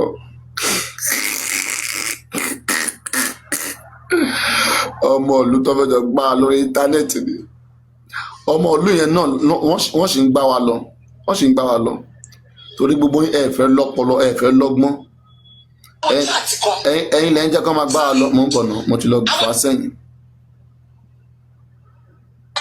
70 gbogbo àṣẹ wọn ti mọ̀ pé tá a bá lọ sọ́dọ̀ bẹ́ẹ̀ ṣẹ̀ṣẹ̀ ń plan láti ní ọ́fíìsì ní Nàìjíríà pé gbogbo àní nǹkan tí bàbá Mohbad sọ fún mi nìyẹn honey is a good man àní lọ́ọ̀yà Mohbad nation ni kò ń ṣe senior advocate of Nigeria lọ́ọ̀yà ni àwọn lọ́ọ̀yà charge and bail. Lọ́ọ̀yà charge and bail the same lawyer náà nìyẹn láti gbà yẹn ibi tẹ́tí náà wọ́n pé gbogbo wọn wá jẹun ni lọ́ọ̀yà ò ṣe kan lọ́ọ̀yà ò dáa ok yẹ ẹ jẹ́ kó lọ ayẹpẹ lọ́ọ̀yà náà ti gba case náà lọ́ọ̀yà ó ti ní share kò sẹ́nibọ́dì tó bá wà nínú case tó bá wà lára nípa Mohbad bàbá ò lè jà fún nǹkan tó ń jà fún yín kò ní orientation and àwọn tó dẹ̀ wà láàround ẹ̀ wọn ò fẹ́ bó ṣe máa jàre kọ́ òkè nǹkan tó ń fẹ́ kọ́ nìyẹn bí àwọn náà ṣe máa rí tí wọ́n jẹ́ ń bẹ̀ bọ́n yẹn máa ra trailer truck bọ́n yẹn máa ra ilé náà làwọn náà wà so ó dẹ̀ ti kó sí páńpẹ́ wọn so ẹ̀yin àwa tá ń tẹ̀ láti fa bàbá Mohbad kó láti fún lóye láti tú ọpọlọ ẹ̀ ṣe ẹ̀yin wọn ń bá wa jà àdàbí máa bí yín o ó dẹ̀ máa béèrè lọ́wọ́ gbogbo yín. ẹ kí n play voice fún àti tẹnísà confam tó bá tẹ̀lé pé. ta ló ń jẹ́ àǹtí tẹni ayé ẹ fẹ́ bàjẹ́ ni ayé gbogbo yín fẹ́ bàjẹ́ ni ta ló fi àǹtí lé gbogbo yín lọ́wọ́ skindles kọlẹ̀ tí ń bára yín pàdé ni ẹ kó ṣìdànùjà ẹlẹ́pọ̀n kò sí ẹ̀pọ̀n tẹ̀ nílé kiri àwọn ẹlẹ́pọ̀n. àti tẹnísà confam ẹ máa gbọ́ ẹ calm down mo sọ pé máa gbé yín débẹ̀ tán láàárọ̀ yìí. orí ẹ bàjẹ́ orí àǹtí tẹni yẹn ti bàjẹ́ kò dẹ̀ ní dá fún gbogbo yín àwọn onídẹ̀ẹ́tì òṣì rádaràda àwọn obìnrin olófòfò.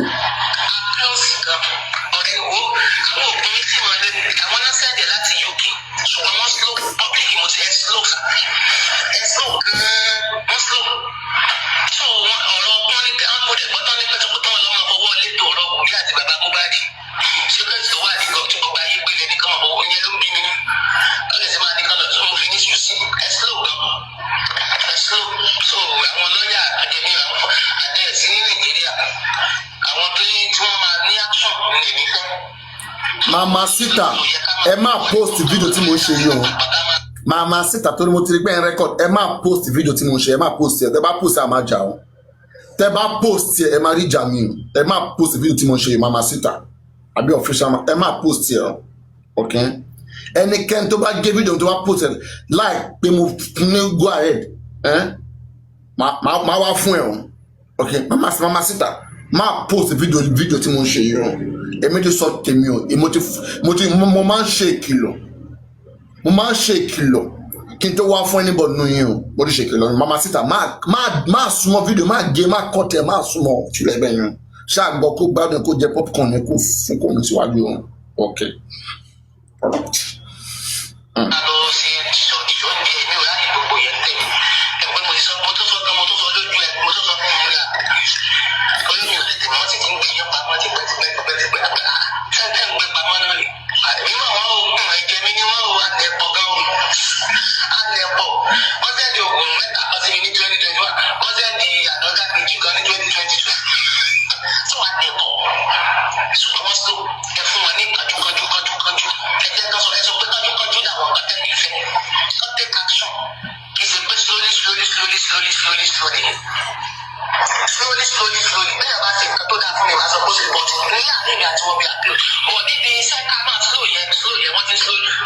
Before we continue, Ezel, what do you have you wished Gurexy quick recovery?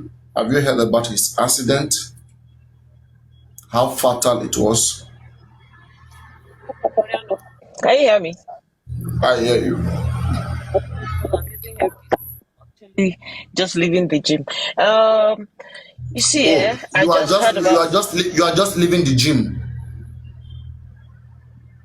Hmm? Yes. Night vigil or gym?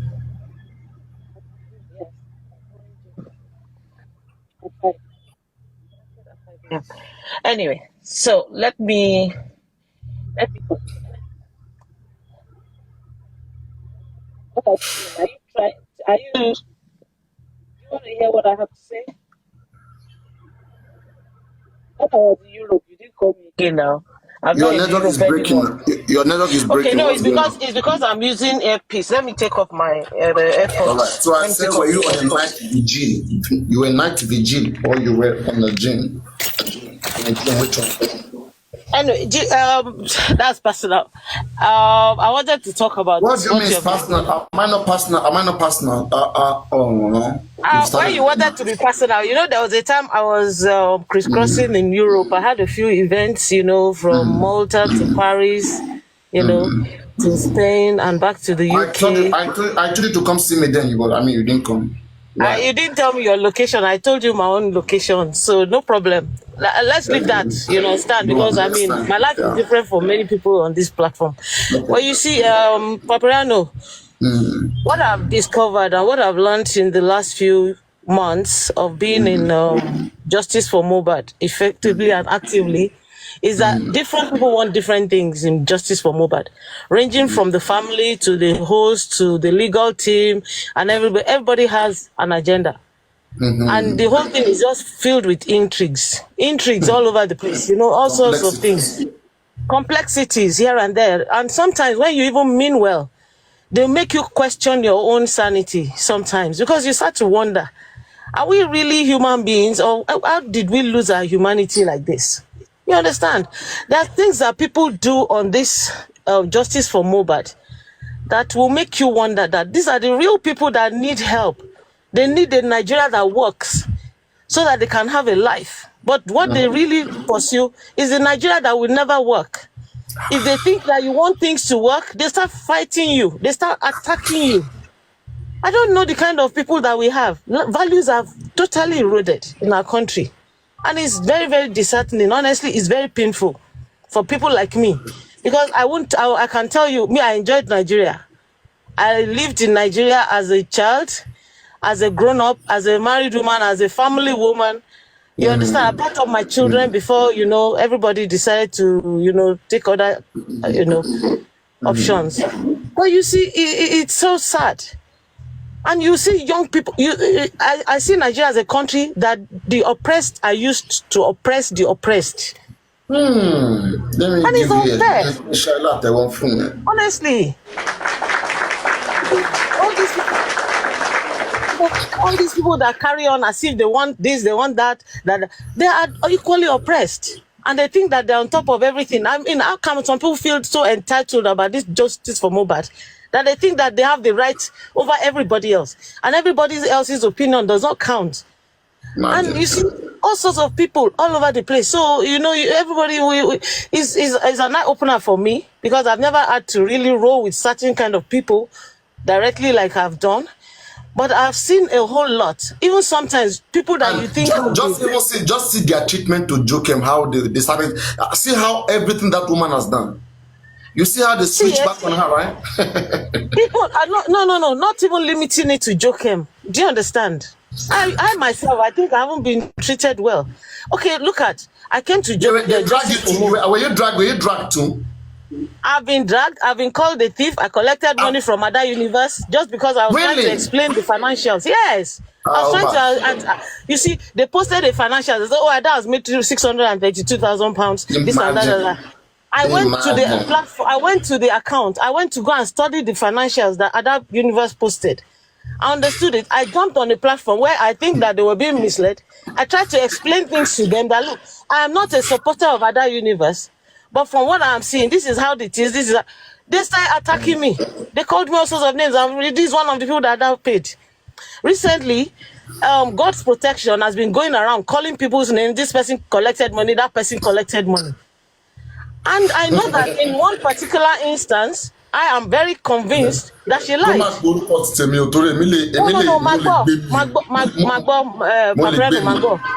Magbo, in one particular instance, this girl was lying. And I saw her, and I said, wherever I found her, I was going to jump on the platform and ask her to provide the evidence. Since she said she has been backing everything with evidence. As I jumped on that platform, they started attacking me. That why are we attacking God's protection? I don't take money from anybody. I know how many people are in my DM asking me for money. I know people I sent money to, and I've never mentioned that I sent money to them. What if I was on Broken platform where we donated money for Mama Mohbad? I know I donated money for that woman, and God protection. Yeah, because I thought she was helpless. And God's protection will go around and say, oh, even the 2 million they donated on Joken's platform, she will get to it later. Where are you getting to later? I know at least 10 other people that contributed that money. And that money until it was accounted, the money was accounted from the first cover to the last 1 million. And you are now telling us that it was from Pierce. I said, who the hell is Pierce? And who are you? This God's protection, another sponsored miscreant. All over the place, lying about things. I don't care about those who collected money. And most of you that took money from this man, they have already told the truth that they collected money for this reason, for that reason. That's their own problem. She herself took monny, and people are not saying anything wrong with her. See, the girl was not trying to use everybody's brain to say, oh, she actually took that money because she wanted to use it as a bait to be able to get the man. She was paying that. She's a liar. Okay, return the money now. Return the money now. Don't mind them. They say, don't return the money. Keep it. Yeah, that one, they have already collected it. Give it to GoFundMe. Yeah, they said you should put it in GoFundMe. You see, what I've discovered in Justice for Mohbad is that even when people tell one truth, they will now lace you with like 10 lies. And they will not allow anybody to debunk their lies again. So what I'm trying to say now is that, look, for everybody to maintain their mental health and have a good life, going forward, don't dwell on their matter. Anybody that is dragging you, just ignore them, because really they are not you. If they see you on the street, they can't even talk to you. You know what? No. You know what? If you cannot respond them, leave them. But if you can respond them, answer them. Like yeah, because you see, I think they want to distract people from calling out the right things on this case. I mean, the legal team. See, one of the things they attacked me for, another thing they attacked me for was when I asked questions about the legal team. They didn't like that. They don't want anybody to go near that kind of discussion. And why are you trying to insulate the people that we should be asking questions? Darling. Why are you being defensive? Why are you defending them? They're not even defending themselves. Eze, can you remember that this same legal team we're talking about, that is a lawyer, right? The lawyer was mediating between two camera down expert specialists. Are you aware of that? I saw something like that. Well, yes. I can't validate it, so I don't even want to. Was mediating. Our lawyer who can't speak out is been mediating between camera down experts. Honestly, it's so painful that you see when they get into all these pedestrian sort of things. There's a serious issue here. A young man has been murdered, and everybody wants to know what really happened in that house. What happened to him? What happened? Who is involved? Anybody that is involved should go down. When you now start to try to, get people to focus, let's focus on the real issue why we're here. They'll start dragging you. They'll start bringing also I learned a new vocabulary though. They said there's something they call Arabu. They'll just start, creating and concocting stories just to make sure that they break you, to make you feel bad as if you've done something really evil and sacrilegious. These people are bad.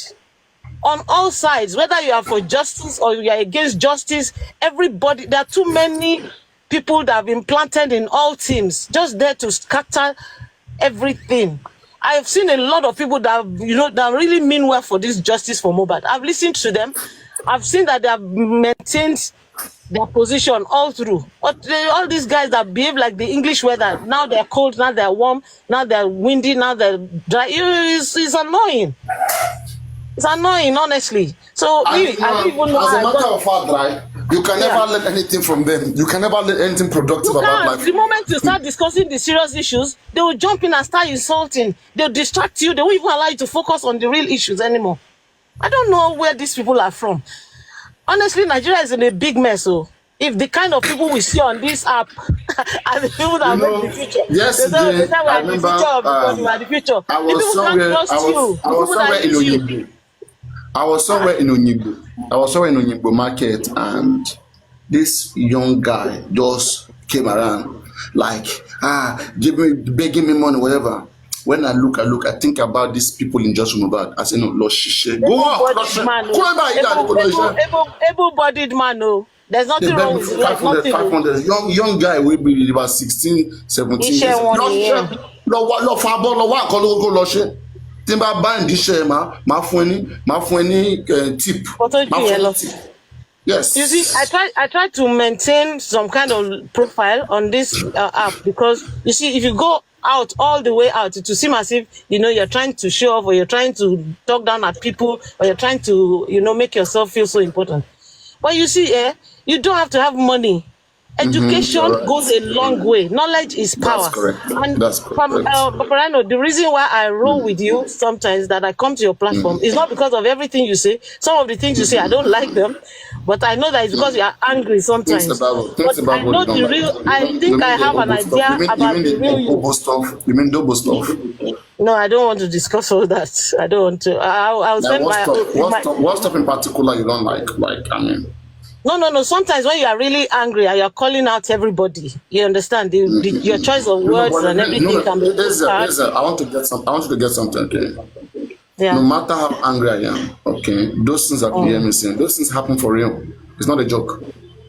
It's just that I just don't want to let some people out because there's no how I will go about releasing those clips that will not affect some certain people. Yeah, I agree with you. Ever wanted themselves. Let's say Paparano, wait. Okay. Let's say Okay. you, okay, Okay. had something to do with Bamubad, all right, and there's an evidence that show both of you face. Don't forget that when as I'm exposing him, I'm exposing you too. Do you Correct. understand? Definitely. That's affecting you too. So a lot of people will be affected. So that is why we're just being careful. I mean, who is saying it? Can he say that there was no abortion on this case? The woman was not. I don't even want to delve. I don't even want to delve into all that because I mean those are things that in my normal life. Ani kò dá sẹ́ kò dá one more continue sọ. You don't know now. You know, some of us are new to this your TikTok. Some of us came here because we saw a course that we feel we should lend our voices, and we came and jumped on it. But some of you are TikTokers. You have done a whole lot of things on TikTok before Justice for Mohbad. So really, I can handle TikTok very well. So you're not one of those emergency TikTokers I mean, so you can't really equate yourself to some of these emergency TikTokers. Toyepe is all about justice for Mohbad. You see, they want different things. Some people, they start to talk rubbish. Let's focus on the justice. Kilo pomode. I mean, no mortale binu ni na abe omoto julo now. Abe omoto Mohbad law now. And people will be talking also about that. It's so annoying, honestly. Paparano, on that to take it easy, because our people want water. That's the truth of the matter. They're not worth it. Yeah. You know, they're not worth it. Right? Honestly speaking, I must tell you that. I don't want you getting into one-on-one with some people because when you see them, wait, let me just say this to you. If you want to go one-on-one with some of these people, so very one in real life, go waste time. I'm telling you. Until around, there's no platform I've not been in this justice for Mohbad. Some with my other account, some with my real name. And I've seen all of them. I've seen through them. Some of them play to the gallery. They look at the temperature and then they jump in and flow with it. Some mean something else, but when they see the direction of discussion, they will just quickly make some adjustments and they start talking like that. It's wrong. Now. They've been trying everything to conceal it. And them help one. You start attacking them. Every time we are getting through to unraveling this thing, you start attacking people, you start calling people names. You don't want Baba to talk. You want to shield him from talking. You don't want Wunmi to talk. She must not talk. She doesn't owe us any explanation. Because if Baba has been talking without any guidance, and Wunmi has been talking without anybody guiding her, Otati Shomosha, Paparano, can you hear me? Yes, Mumbo Masorolo. If the woman has been allowed to speak without any don't talk, Otati Jade, Tabade, Jackie Baba Soro, don't go to this platform, don't talk like this, don't do this, don't say that. Otati Jade, they would have spoken their truth. And all of us will know where things are. But instead of doing that, one man shield one, Wunmi doesn't owe anybody any explanation. Meanwhile, Wunmi was in the house, her husband died in front of her like this. And you are saying she doesn't owe anybody any explanation. Eh? The nurse doesn't owe anybody any explanation. She has spoken to her lawyer. One nurse no gun pa.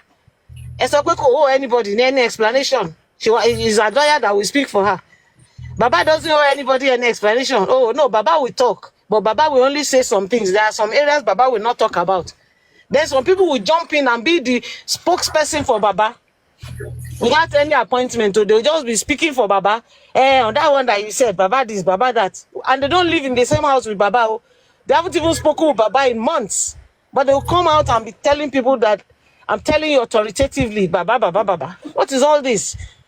I'm a supporter of Baba because, Baba don't lose on way. And it's a painful thing. There's no parent that wants to lose a child. So I support him. But when he's doing the right thing, I'll support him. When he's doing the wrong thing, I won't support him. I'll call him out. If the lawyers are not doing the right thing, I'll call them out. If they say the right things, I'll applaud them. That's me.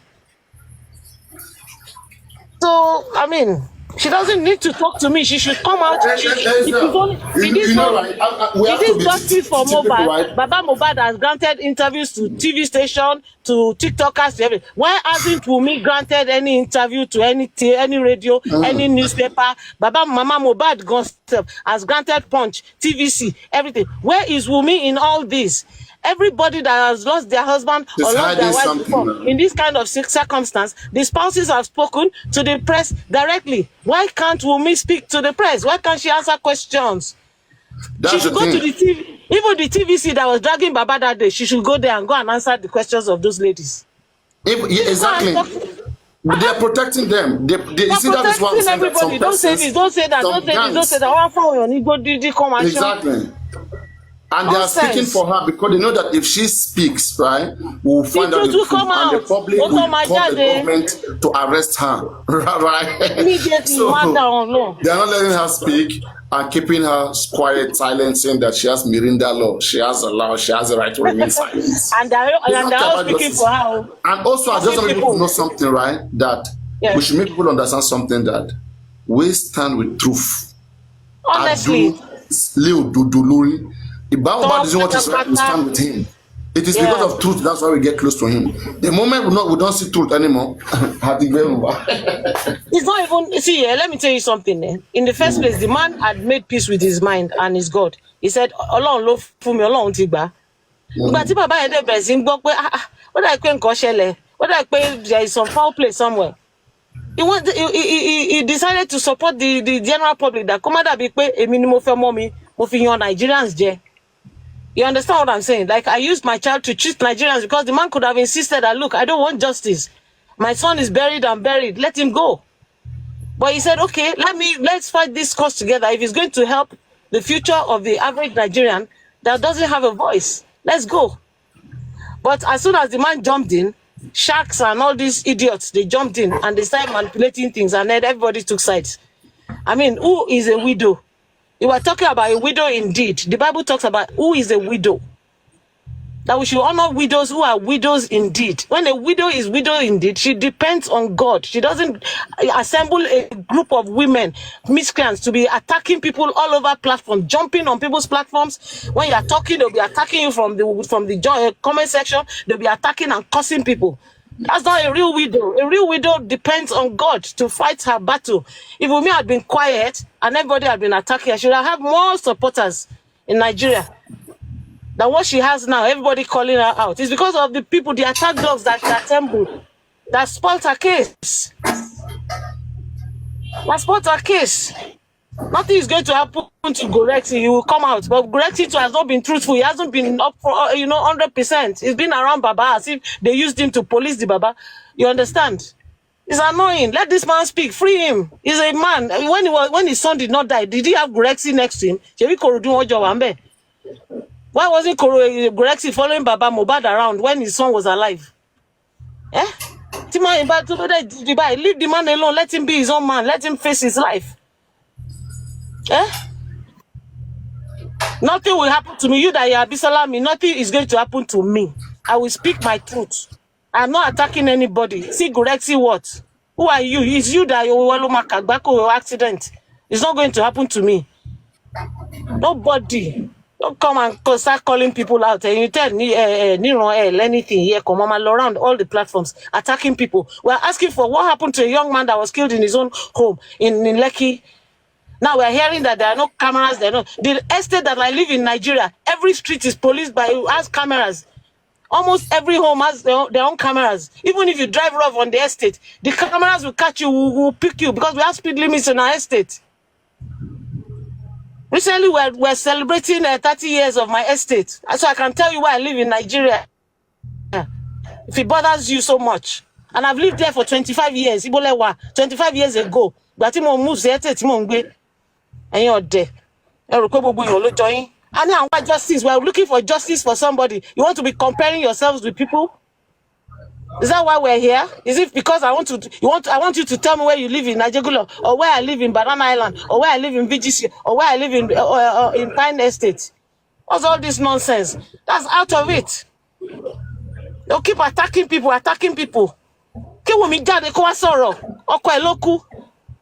Kí ló wà nú ẹ̀? Ọkọ yẹn ṣẹ̀ṣẹ̀ máa kú àwọn ọkọ so many people ti kú. They come out, they tell their truth.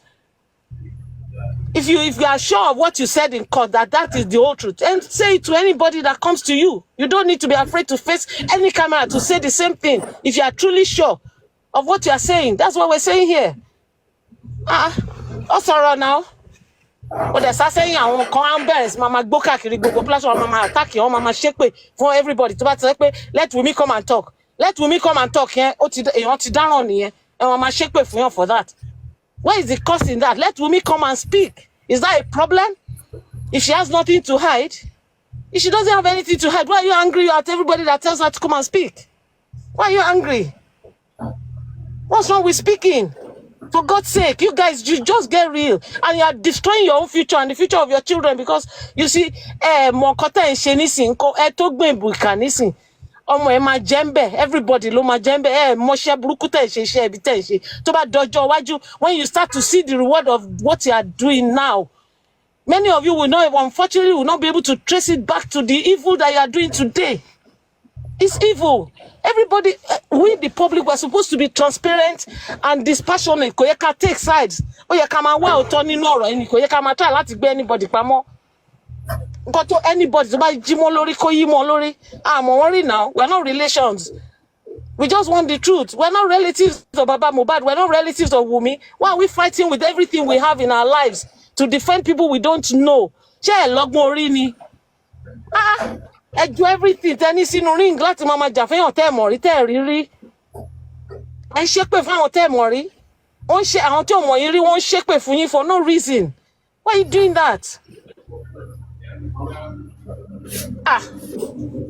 Èmi ò bá wọn sọ̀rọ̀ Tọ́lání ṣe wọ́n pé ìwọ ti gba tiẹ̀ gbogbo ẹ̀ ló ń ṣépè fún all over the world, everywhere, every direction. You won't see it now. Ṣé mo ṣe ń kun lipstick? Ọjọ́ tó o bá lè kun lipstick yẹn wàá rántí iṣẹ́ tó ṣe lónìí. Wàá rántí iṣẹ́ tó ṣe nínú justice for Mohbad. Gbogbo irọ́ tó ń pa káàkiri. Tó máa rò tọ́ nílẹ̀ báyìí tó máa yí bìrìbìrì. Ṣé mo tó sọ̀rọ̀ báyìí tí gbogbo èèyàn gbọ́ wọn pé o sọ̀rọ̀ o wá tún padà wá o tún sọ nǹkan míì. Oní kóbókóbó. Tó bá dọjọ́ wájú tó bá rántí lo red lipstick yẹn tó ń wọ̀ wàá rántí nǹkan tó ṣe ń sìn because ọjọ́ tí ìdààmú ayé bá dé báyìí tó mọ nǹkan tó ti ṣe kalẹ̀ because kò sí there's nothing a man sows that he will not reap. Anybody tó bá gbin burúkú ó máa reap burúkú. I don't mean any evil for Wunmi. I mean well for her because ọmọ mi tó kéré jù ní ẹgbẹ́ Wunmi. But tí ọkọ ẹ bá kú bọ́ síta kó sọ̀rọ̀. At the beginning, everybody was supporting you until you start calling out everybody and using people to attack everybody. And some of us had to draw back to say, then come out and speak your truth. Don't stand all these mysteries and say,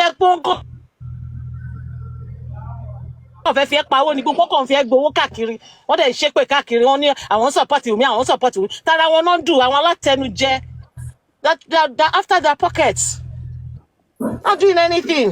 Ìwọ ló máa pa ọmọ ẹ. Àwọn ọmọ ti tèmi wọ́n ti ṣoríire, wọ́n ti ṣiṣẹ́, mo ti náwó school tó lóyìnbó. Everywhere, no why they are working in global environments. Lọ ṣe títí ẹ, wọ́n náà mójútó gbogbo battalion tó kó sílé ẹ. Àwọn ọmọ mẹ́fà bàbá kan, àbí ọmọ mẹ́fà bàbá mẹ́wàá tó gbé kalẹ̀. Èmi ọmọ mélòó tí mo ní ọmọ mẹ́fà bàbá mẹ́fà lèmi ní mo dẹ̀ ṣe marriage alárédè mo ṣe engagement mo ṣe church mo ṣe registry gbogbo ẹ̀ ló pé sí mi lọ́wọ́ all my the documents are with me. I'm a graduate, I'm a master's degree holder, I have certifications, I have worked for 35 years, I have retired. Ẹ lọ ṣe ti yín ẹ̀yin náà ẹ lọ mójútó lé ayé yín ẹ lọ mójútó lé ayé yín kẹ́yìn náà kó kẹ́lẹ̀ ṣoríire. Kẹ́yẹ wá ìbí káàkiri. A sọ pé èèyàn kú, we are looking for justice. We shouldn't take sides. Let everybody allow the government let's call out the government, the people that should do their job, police, our lawyers, turn on support. Let the lawyers do the right thing. That's what we're saying. Guys are here like miscreants and káàkiri bí rats bí esusu.